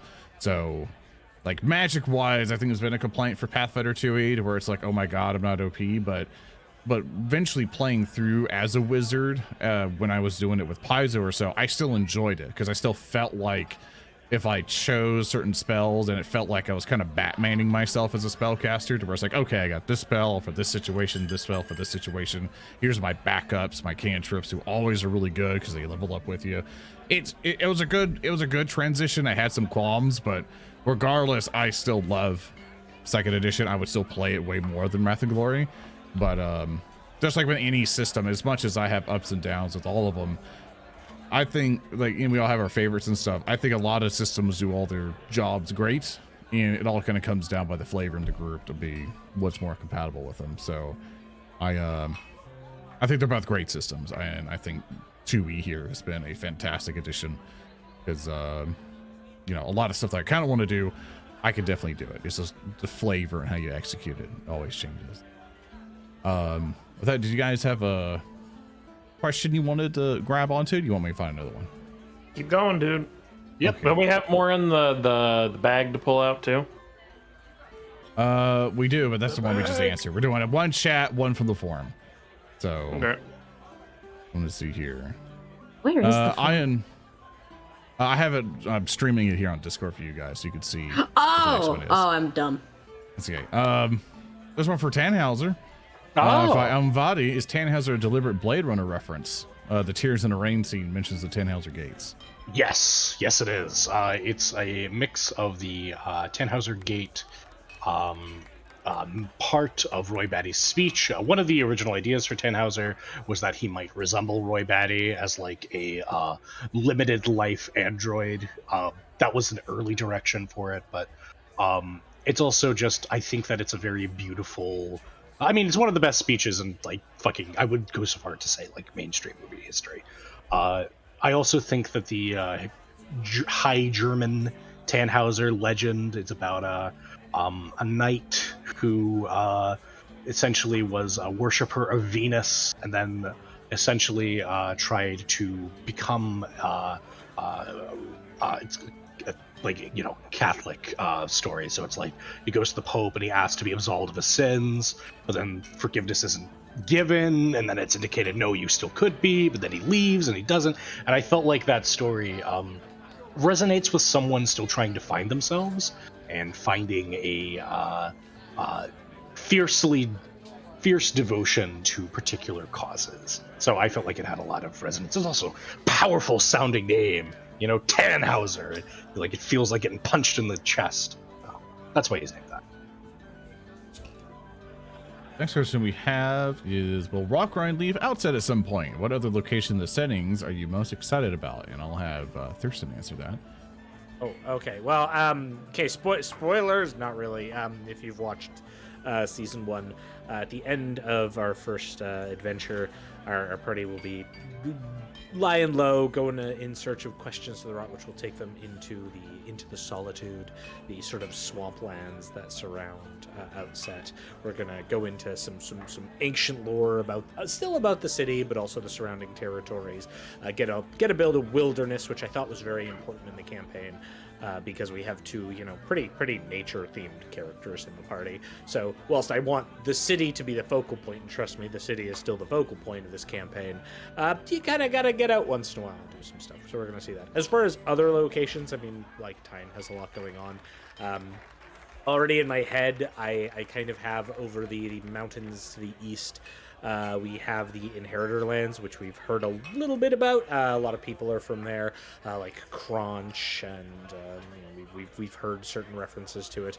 And that sort of region has a bit of a, like War of the Roses, like Total War kind of vibe of these various nations that are all sort of in the shadow of this ancient empire that broke apart, and all of these little nations now vie for the seat. There's some battle tech in there. They're all sort of vying for this empire that fell apart. And so one day I'd love to do something there, possibly even a new campaign in the future of doing like the sort of like build your nation and have like nation level conflict. But for now we're gonna go into a dreary swamp because this is a Dark Souls game. And fuck you guys. Has to be poisoned. Go down to Blight Town. Want to go to that poison down. The Blight Town there too. for the other group or whatever, as much as they start an Outset, more than the drive and where the story will go from there is that they're going to head over to Amari, which is the it's a continent south of currently where Outset is, and that's basically a whole, think of Castlevania, but everything's fucked. So basically that's my short sales pitch on that one. They're going to be figuring that out. Next up from that, next question for Stink Lizards also is asked, what's your guys' favorite NPC that you've interacted with in this campaign? And I'll say, I'll kind of cheat a little bit and say from Warhams, is Debrawl. Was my favorite one, from at least from work, because we also did the special where that character showed up again. And why he is was that like, character your favorite I one? love him. He's like, the bear, and it's like Don't want you getting fat, Squire, and then we laughed for like fucking 10 minutes. Oh, it was fucking funny shit. I loved it, but I also like Crunch. There are times that I want to put duct tape on Crunch's mouth, but I still adore Crunch. But I also enjoy our fly merchant as well. I'll fucking kill you. Then I also love our fly merchant. You've done excellent with the fly merchant. He's one of my favorite merchants I've ever had to deal with, because usually everyone else is just like a conniving, like, kind of merchant. Maybe I'm evil, but here's a discount, you know. But I loved him because he was just like genuinely good kind of deal, but with an mysterious, ominous thing about him. And I'm just like, you don't want to fuck with him. Does he turn people into flies? Who knows? You don't know. Like, you ain't gonna find out. Which I absolutely adore him. And obviously Prawns to Shelf, which was I think just our variation of our old Warham's fantasy campaign with the fucker. Not the fucker but like the other elf guy. Oh no, Was it the same guy? No, Frost to Shelf literally came from Jamie getting a stock photo and like I think she typed in like douchebag male, and that face. Oh, yeah, came I remember up that when you were showing me the art. And that was That's so funny. I mean, it's So the if you're same out voice there, you used. stock actor. It's the same voice you used for the shitty guy who was gambling his life away. Absolutely. And I love that whole entire encounter, because I love that shit. I love it to where we're just not like fighting for the sake of the world. We're literally just at a tavern, just fucking off, and it's one of my favorite bits to do, or the favorite bits that we do. So he just fits perfectly with it. Like, everyone hates him, but sometimes roots for him, and it's amazing. But I guess those are my favorites. Odo, do you have any favorites so far? Echoing a lot of that, yeah. I love Crunch. He feels very Dark Souls. He just makes me think of Alex. Makes you think of Alex? Yeah. Makes me think of that guy too. I agree. Very Alex character. Oh yeah. No, it makes me think of the warrior jar, and I can't wait to encounter him stuck in the swamp, and we have to hit him very hard to get him out. I also do really love the fly merchant. Partially just because I love Thurston's voice for him. It's just not an accent that I was expecting, and it hit me like a train. But yeah, love do shelf. Love based Bremblow. Thurston worked really hard on that one. Yeah, Thurston worked really hard on that one. But yeah. All right, Earndil. I'm gonna be totally honest, and this is gonna come across as like asshole-ish. I have not picked a favorite. I tend to not pick favorites for the most part, and that could also be because I haven't found one that has really stuck out to me as someone I particularly prefer. I don't know. It's not. I think me and Thurston's NPC style kind of does not mesh very much. I have enjoyed them all, but I have not picked a favorite of them. All right, Hulky. I'm going to echo the same sentiments as you and Odo, I love Crunch as well as Bloatus. Both are fantastic NPCs in their own right. Similar reasons. I like Bloatus' personality personally, as far as that, will he, won't he demeanor. Beyond that, I enjoy Glub Talk. I don't hate Glub Talk. That's for all my Glub heads out there. The Glub Nation, keep winning! I do like Glub Talk. We're out here! We're helping! Look, everyone can get Also- mad at me. I'm the one who literally sat down and said, I don't want another tater tot. Put him And away. he's not. Glub Talk is not Tater Tot. He is going to That turn being into very one. different. Get rid of him. Deal with it. Deal with it. Okay. That being said, beyond Rotgrind, my favorite NPCs from the Warhams campaign were the Ratlings. So that's Belba, Hedgehedge, and Tater Tot. Someone's ending up in my kill team squad whenever GW puts out rules for something like that. No. Speaker, what's your favorites? My favorites are. Oh yeah, I'm using a worse mic than usual. My favorite NPCs. Yeah, Speaker, you left your mic at my house. I did, yeah, I actually did. I'm a bloathead. I'm a bloathead. I like Bloatus a lot. I think he's a really fun, unique feeling NPC. I'm excited to see him next. I am also a glubhead. I am part of a Glub Nation. Literally two of us. There's two a nation of two. I thought that Earndil's terrible, awful Tyrant's Guild person, I'm looking forward to running them over with a car. Jesus Christ. Yeah. If I were to go back to Warhams, I would say that probably my favorite NPCs from Warhams were I love Gamu. Gamu was just a lot of fun to play off of. She was a very great nemesis. There was a great mix between hatred and then you had the moments where they would work together, but it would always be like, and that was just a very fun dynamic to play into. I am also gonna give a shout out to who is going to be the best NPC that Thurston has ever created, which is going to be, of course, Tyrant's Guild Horseman 3, who ran away during the Chainsaw Car arc, and no doubt will return. Write that down. Write that down. Women, I got down. Waycross will be back. Notes already. Oh no! That horseman was a badass. That was like a thing to where it's like we were both like, so you'll die, and then I was like, no, you'll die, and it was like this fucking awesome thing, and then we both made it out at the end. I want that character to become like the breakout Waycross will be star. back. He will be back. He got away from the car. He's fine. It was a great the beginnings of an excellent nemesis. It was like the reading of one of Germa's fucking AI dungeon streams. No, you said you were gonna kill me. No, I didn't. Yes, you did. Now I'm gonna kill you. No, please don't kill me. I'll kill you. No, don't kill me. I'll kill you.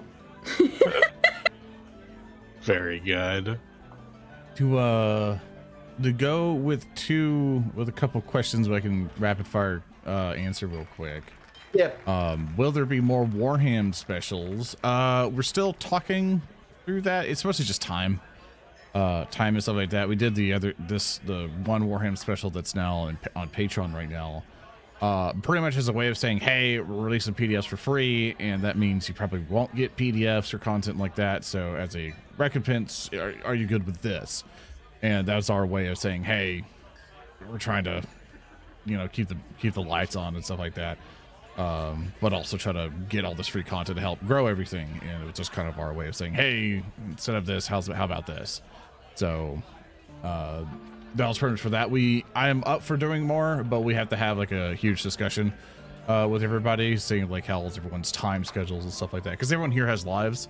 And as much as I love playing with everyone here, I like to see everybody every day. I'm sure I get tiresome at some point, and I want them to live their lives. I don't want to dominate everyone's weekends and mess up parts of their months every single time, you know.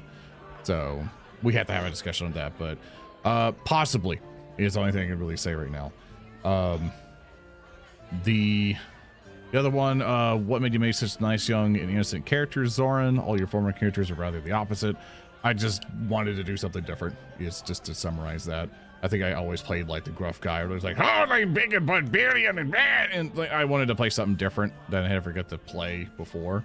So it's just a difference. But one for, let's see. For a question for everybody from chat. What is everyone's favorite meme/gag from any moment in the series?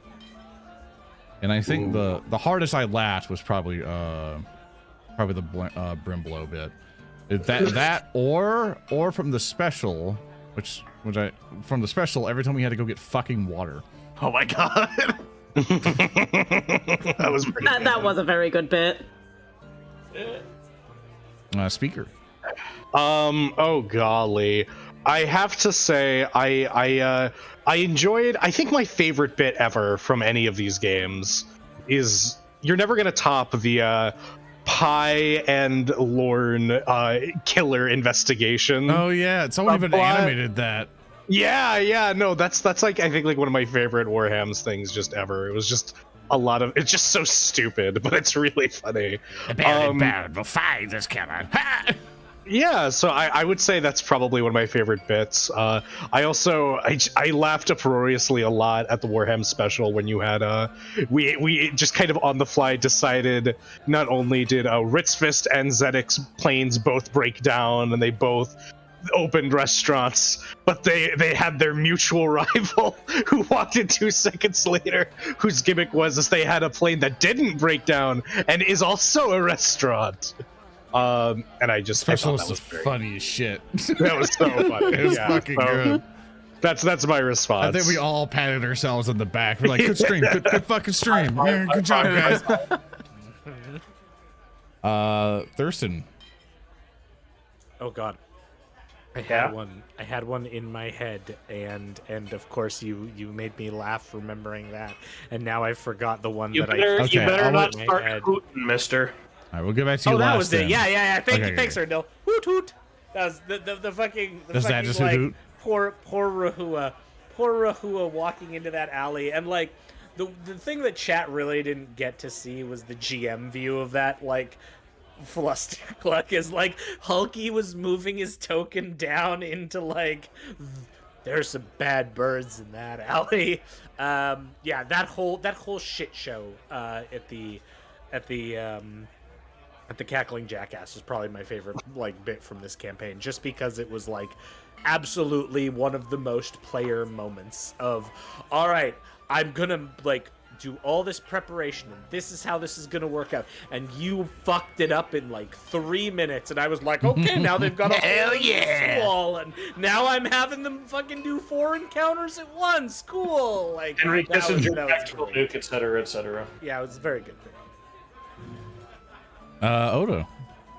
My favorite bit would have to be the fact that we are entirely disrespectful of the fact that it is Baldric's house and we all just let ourselves in. It's our Just house in the middle of the street. It's It's our People's house. house. He's gonna start strapping coring charges to you while you sleep. Yeah, I agree with that. It's one of my favorite bits. too. Just the increasingly ridiculous ways that we have begun to slowly take over Baldric's house, completely against his will. Like wanting to break a wall between our house and Crunch's, just showing up and like, yeah, it's literally our house that belongs to Baldric. It's the people's house. The people's house. I don't think I had any say in that matter, but you know. No, you did not. You know what? I'll start laying down raid traps. As far as I'm concerned, that house is publicly owned. House of public domain, is it, Mr. Copyright Non-Believer? You may not have said it in words, but I read it in your heart that you wanted us to live with you. Exactly. When Tannhauser talks about abolishing private property, he's specifically talking about Baldric's private property. It's just Baldric's house. That's it. Yeah, Hey, just hey, that hey, one. Hulky. Your What? first mistake was mentioning Reddit. All right, Hulky. Favorite moments from Rotgrind. I'm still thinking of that. From the series as a whole so far, PvP. Yeah, that was a fun little A non-lethal murdering of our teammates. The panic. No, Oh shit! I didn't mean to kill him. no, it was lethal. That was Thurston funny. just Yeah. undid it. Wow. Well, Oh, yes, but yes. Yeah, that whole That maybe stage of contributed to fuck. sponsorship being a thing. When's the PvP session a Rotgrind? When do I just get to turn around and like Whenever deck you Look at this somebody? building. It can be whenever you piss off Baldric to the point where he just makes 27 coring charges and decides to hug you. No! This will be a great experience. God, it's so on the top. I can't figure out what the Rotgrind one is yet. There's many good bits, including the wretched chainsaw car and grandma sweets. That There's so many entire you can't debacle. pick. What? There's so many you can't pick one. Exactly. All right, It was just too Earndil. funny. From Warhams, I would say it was all the buildup leading to Reeb's medical facility or medical sector being like destroyed by Pi, who just could not leave the tech priestess alone, and also never bothered to check to see if she had mechanical limbs on her legs, and was just like, no, yeah, I'll just take these. And it's like he managed to get through every part except closing it, at which point he caused the entire medical facility to go up in smoke, and thus led to Reeb's spiraling depression and borderline willingness to abandon the party, at which point, and at no point did Reeb know it was Pi. He assumed it was Lorne, which is why he couldn't really be angry, because Lorne's like a dementia-riddled old man. So it's kind of like, damn it, I can't be adequately angry at anything.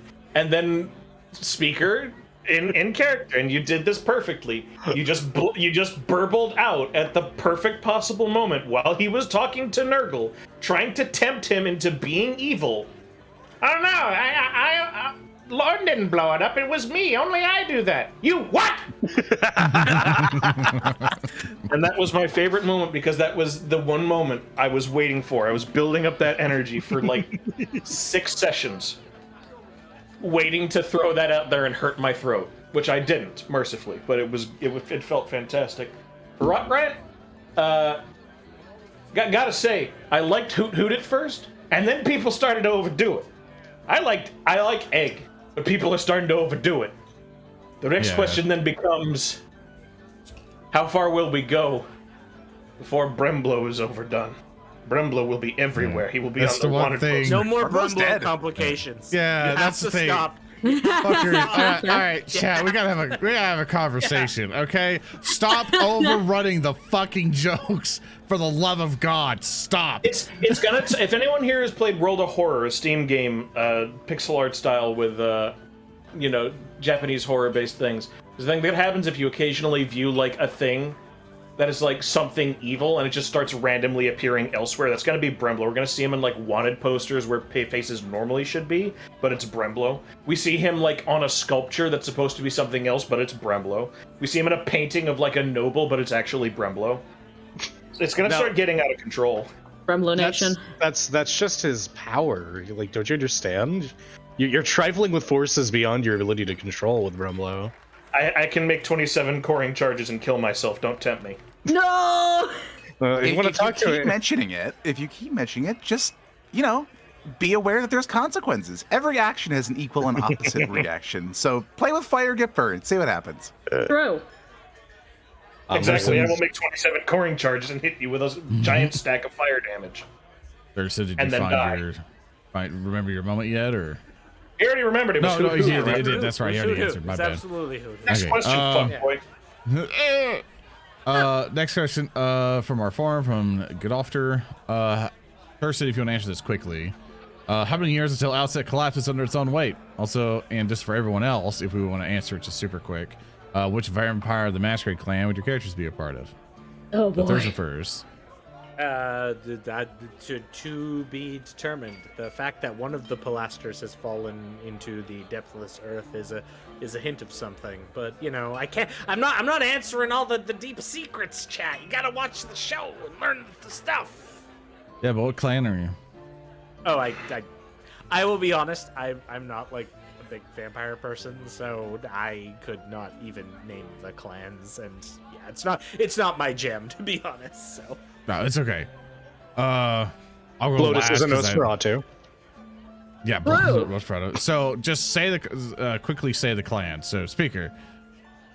All right. I can say my clan, but I know everyone else's, so if they're wrong, I'll correct you. And Tannhauser would 100% be a Bruja. But what would yours be? Oh, mine? That's what they're asking. Yeah, would you? Me personally? Okay. No, I'm sorry. What your characters be a part of? My bad. I read the question wrong. You answered right. My bad. Earndil. Okay. I'm dumb. Earndil. Hi. So when do we determine it was for character or for person? Characters. Our characters. What clan would our Baldric could be characters be a part of? Nosferatu because they wears the helmet anyway. No one gives a shit, and plus he could blow shit up. Fine, cool. Hulky. Who would be Clan Samishi? Because he'd be a tree. I could be anything. Odo.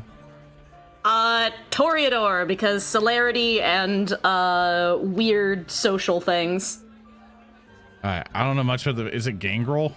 Yeah, you'd be. Oren would be 100%. Gambino. Gangrel? Yeah, what are the ones that turn to animals or something? That's what I'd be. Gangrel. Yeah, Gangrel.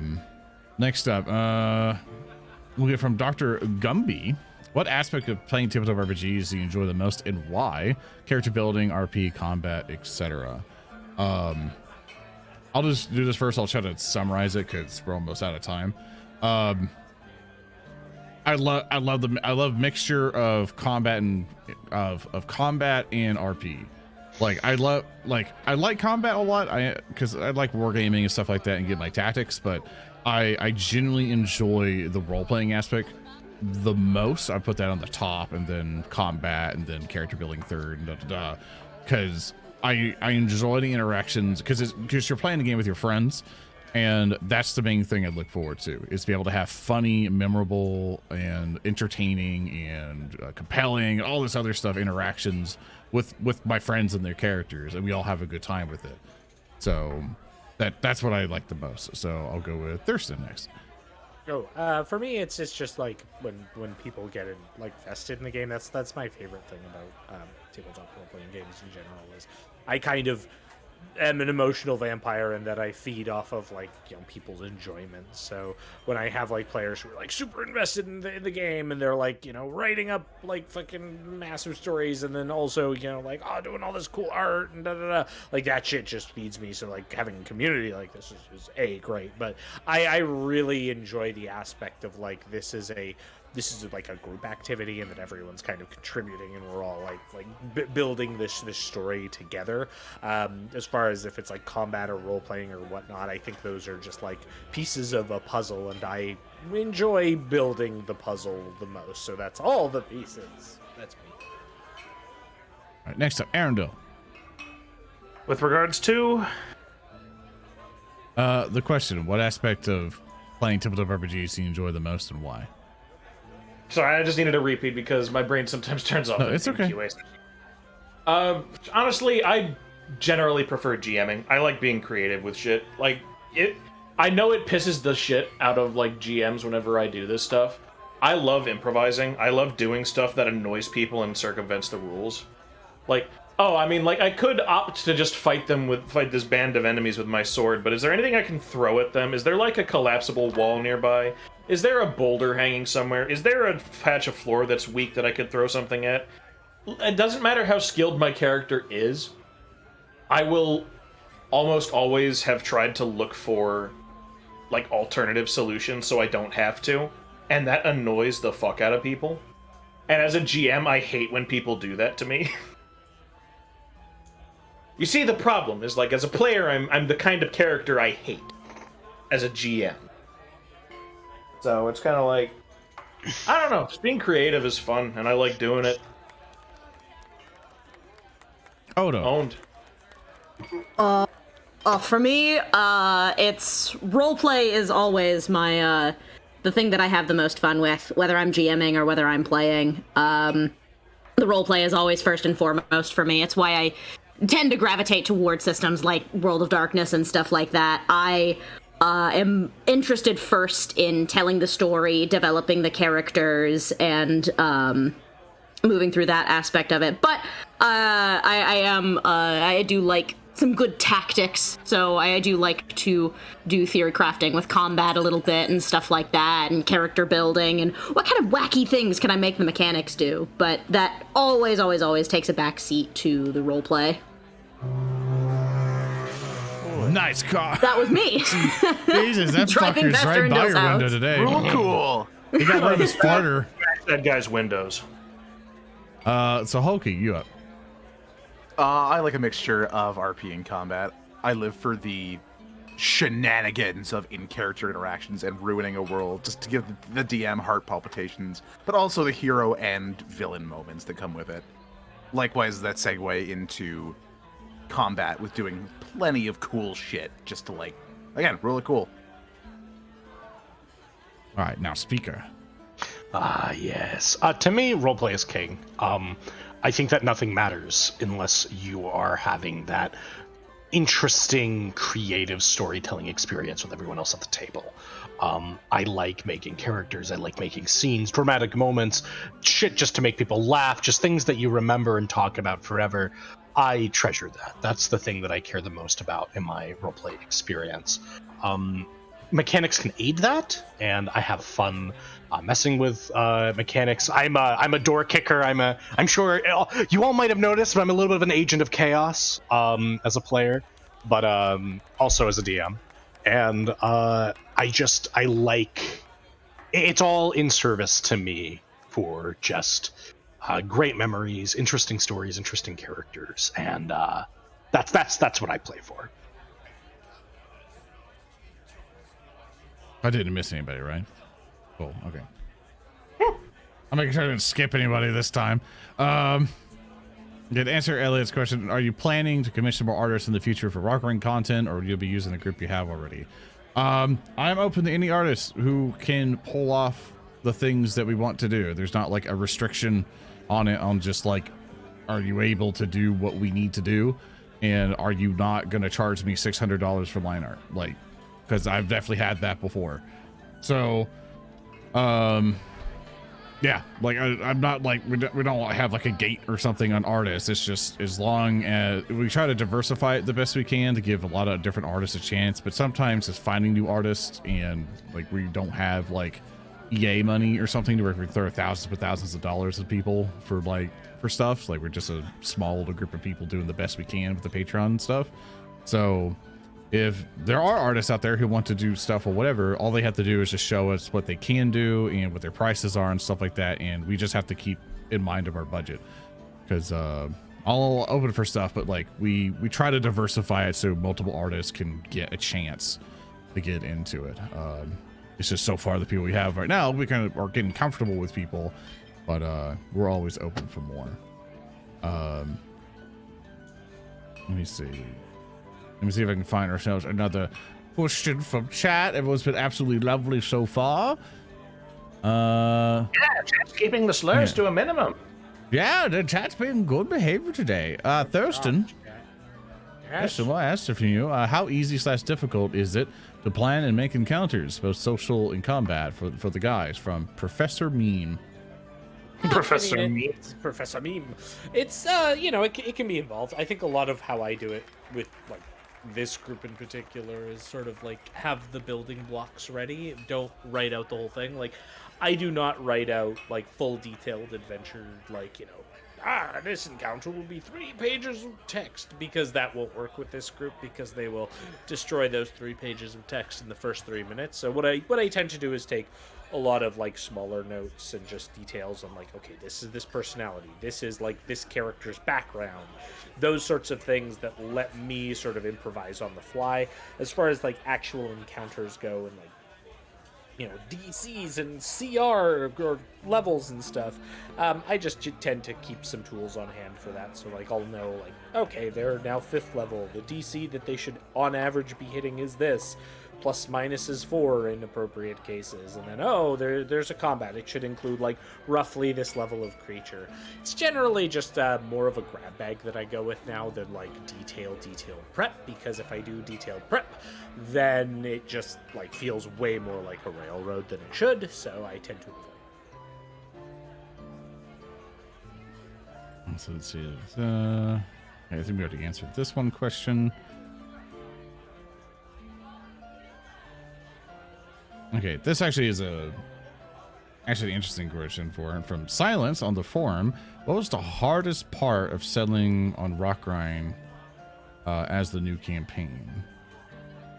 It was mostly just finding, the only little bit I can really say is just finding something that where everyone's going to be happy with it, because we all have our like preferences and how we like to do tabletop RPGs and stuff, and different ways of going through it. But also the way that we wanted to go for the direction was that we wanted to be able to make content for the system that we wanted to go on, and the one with the least amount of horseradish and something we can do via Patreon to reward the people who've been helping us out all throughout these years was something with the open games license, which Pathfinder was with, and it's worked out that like I had some experience and Thurston has shit tons of experience working with the systems and stuff like that, so it was good for that one for at least for the system part. But for the setting, I think it was kind of easy because I just asked Thurston, going like, look, I want Elden Ring, it's going to be a cool thing. I really like with the world of it. We both really like Dark Souls,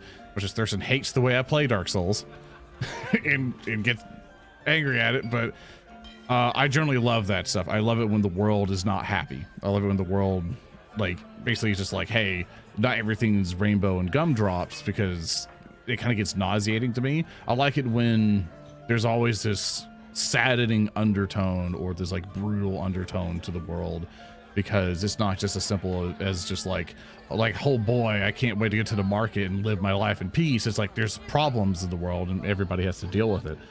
I think Thurston's been doing a great job, at least kind of like capturing that with a lot of the undertones of the world and stuff like that, as he's been doing with his writing. So it wasn't like super hard, but it's pretty much just like nailing down something that we think was going to work out. I think we even had a big discussion on airships, to where I was like, I didn't want it to be a Harry Potter world to where like every single tiny little thing is of magic. Like I wanted magic to exist, but not every little thing. And I think we had huge discussions on that, but including like the airships. The airships were our big discussion, or like, I don't want everything to have an airship. You know, I was like, I wanted it to be like I want it to be a thing, but I don't want it to be like everywhere, you know. But at the same time, it's like it needs to be there, but you know, it's like how much is too much, you know. I think that was the hardest thing we got. But Thurston, if you want to talk more on it. I mean, like I remember we were discussing like types of worlds to do and like what it could be, and we like talked about like something Avatar based, and then we wanted airships and we wanted guns, and then Zoran and I were chatting, and like Zoran brought up the idea of doing the Dark Souls inspired, because Elden Ring was coming out like soon, and we were seeing stuff for that, and it was like, oh, that'd be like a cool thing. And of course that's been like my jam for a while, so I really wanted to get into that. That's why like we have stuff like the object reading spell that Tannhauser has, where he can like literally get Dark Souls-esque narrative snippets. So stuff like that I really enjoy in doing world building that way. Yeah, it was really exciting for me, and I think one thing I've found from it is that's been a challenge, but also really rewarding, is kind of building stuff beyond the scope of the campaign, because it's like, whoa, we're in Outset, so like, yeah, obviously there's a ton of focus in Outset, and you're gonna get some really cool Outset content soon, but there's like other stuff in the world we've had to slowly start building out just to make everything else work, and it's like, seeing that all start to come together has been pretty fun.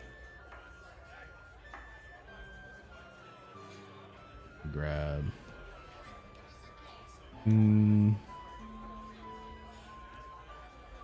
If anyone sees a question they want to grab, by the way, feel free to.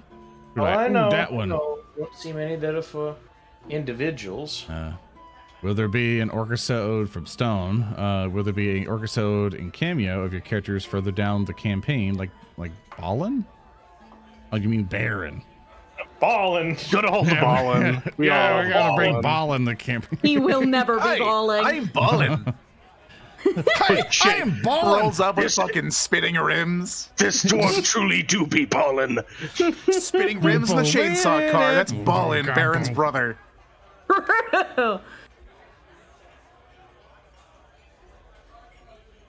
I guess basically where there being orchestra, it's always just maybe. It's up in the air. It's all same thing with the specials. This is what everyone's time is, and all that other stuff. Let me see.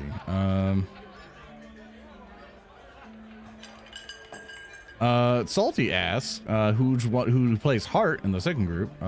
She asks, I know one of you sought for the creation of Larders of Outset, which explores food, my favorite way to explore our culture. Thanks, Earndil. Good job on that, by the way. Are there other cool ways that you guys wish to explore the setting? I wish we can all go on each if we want to explore in a way. One of the things that the missus brought up, which I thought was a good idea, was tourist traps in a world. And that's something that I would probably want to try to explore at some point, to where it's like, what festivals are there? Are there anything to where it's like, here's the giantest rock with a weird carving on it that tourists go to? Where's a pilgrimage that people occasionally go to? What's a big famous thing in certain villages that people always come by to go visit? Or is there something that, you know, nobles will go on holiday for, or what on certain continents people will travel to because it's a major attraction for people? Or an Outset, it's like, what in Outset do people do more for fun? Like what's the history of, like, why do you stab a horse? Or no, or like stab a fake horse, like a horse with a horn of something, or like how a unicorn was found or made or something, like stuff like that. That's something I would like to explore more. Just like what's the tourist traps of the universe? And Thurston, I don't know if you want to add anything for that one. I wait for Adventure 2. That's where you'll start. I can't say some stuff because it'll be spoilery, but wait for Adventure 2. There's y'all asking questions we can't answer. Sorry. Come back in 5 years. Just I think we're gonna see some interesting world building in different ways in the coming adventure. I agree. Yeah. Do anybody else have anything they want to add on to it, or I'll make it open at this point? I like folklore. Folklore is very cool when it's established, and if you find out the truth behind folklore, whether or not there is any. About to say, I think the only thing that I've made this pretty clear, is I just prefer it when I don't have to ask constant questions. Like, I don't need to see people shitting to know that they go to the bathroom, but, like, you know, there's an aqueduct, there's a sewer system. It's like, oh, so people have privies. It's like, cool, that question's answered, done. How do people eat? Oh, there's a farm. Cool, good enough for me. Where do people get their water? There's an aquifer, there's a bunch of pumps. Cool, good enough. It's just really just best way to do that is to just ask simple questions and see if there are answers for them. If they're not, get them. Okay, so this one is for Valli from the Sent from the Forum. Do the feathers of Valli's coat form a particularly notable creature, or are they just generic ornamentation? I will say that they're probably from something specific, but I'll get back to you on what it is. The famous peacockatrice. It's whatever it is. It's peacocking. It's all for decor. It's all for showboating. From Defufer on the forum, would you consider a different pen and paper system someday? The issue with that usually comes down to just cost. It's like compensating everyone for their time and stuff like that, and trying to help out with that. As much as I'm open for everyone in the decoration groups and stuff to basically be like, hey, I want to run something, I'll be like, great, let's see what we have in the budget, and then try to see how that goes. It's mostly just comes down to that. If we make like a whole bunch more via the show and Patreon and stuff like that, then I can afford to do that. But if people just go like, hey, I just want to run a thing and have people be able to see it, then I go, great, I'll do everything I can to support it. Or if they do it on their channel and try to help out with that or something like that. But it's, you know, as much as we want to, and we might have discussions in the future about it, it's just, it's a lot of effort, you know? And once you get like a crap ton of shows kind of going, it's kind of hard to ask one person to watch multiple 3-hour videos all the time. So it's, you know, sometimes it gets so much to where one person will just go like, oh God, there's so many stuff of everything I can't catch up, you know? And it turns into that. But maybe one day is the only thing I could say. There's a lot of variables on that one. I'm trying to find something that I don't have to answer, so everyone else can answer one. The problem is most of the questions are directed at you guys because they want spoilers. Yeah, you can't know everything. For Rehua from Injuing, everyone kind of refers to him as a tree, but does he actually see himself as one? No, Rehua does not necessarily see himself as a tree. Maybe like if people have told him that's what he is, he's like, oh, that's I guess what I am. But no, he sees himself as an independent being of what he is. He just has the general idea. Yeah, not necessarily a tree, more of the universe itself given form, which hopefully we'll get to explore more in time. Okay, I think we're kind of also getting to the end of our time here, so I'm gonna kind of see. So I see Rehua as a shoe. You are a shoe. Disgusting. I see you as a fucking tin can. Get out of here. I see you as Christmas because you're red, green, and white. That's right. I got to keep my Italian pride going. Viva Italia. Viva Italia. Tannhauser's a famously Italian name.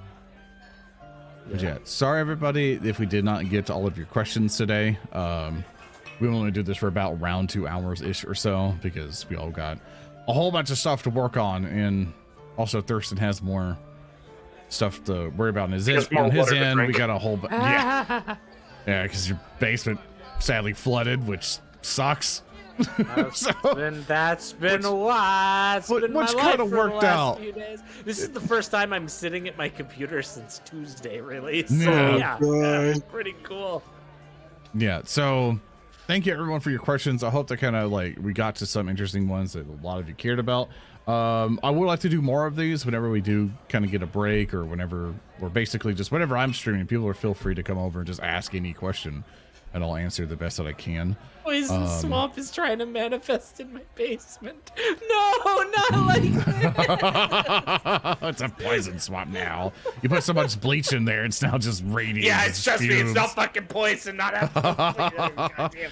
So, although it's a bit too industrious, so it's more like Blight Town. So have fun. Yeah, sweet. Yeah, no, that's not Blight Town. That's Clean Town. Fucking love Blight Town. It's Clean Town.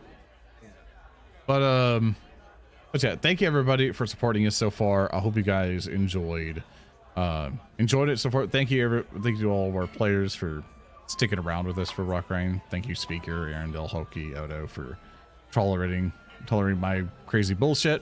And thank you, Thurston, for busting your ass off. Just getting got PDFs coming. Awesome fucking PDFs coming. Yeah, we're working on the big ones and stuff like that. It's just we had life delays, and I don't want people to fucking kill themselves. You know, try to get those PDFs going. So, but yeah, just gonna keep everyone up to date. This Tuesday is the part 2, session 0 of Abomination Volts group, and then on this coming Saturday is part 2 of the session 0 with the other Rotgrind group and stuff like that. And if you guys liked everything that you saw here, you will see all of us at patreon.com/narrative declaration, where we did do a post that shows off some of the artwork of Group 2 Rotgrind. The Abomination Vaults guys. They do not have artwork yet. We're gonna wait till after their session 0 and get all that kind of squared away as soon as we can.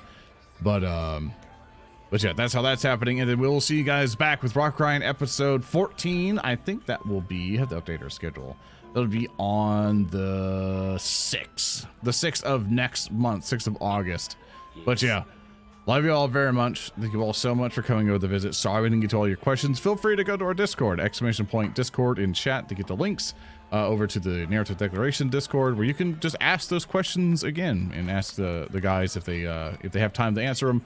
That you can just at them, and if they ever get time in their lives, they can possibly say hi, if that's okay with you guys. If you want to, oh yeah, you have time to do so. I'm sure people love to tell you about their characters and more.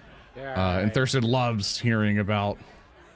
I'm assuming, forgive me if I'm wrong, that people love asking about the world and stuff like that. So if you got questions, we're available for you. So yeah, I love you all very much. Thank you all for coming over.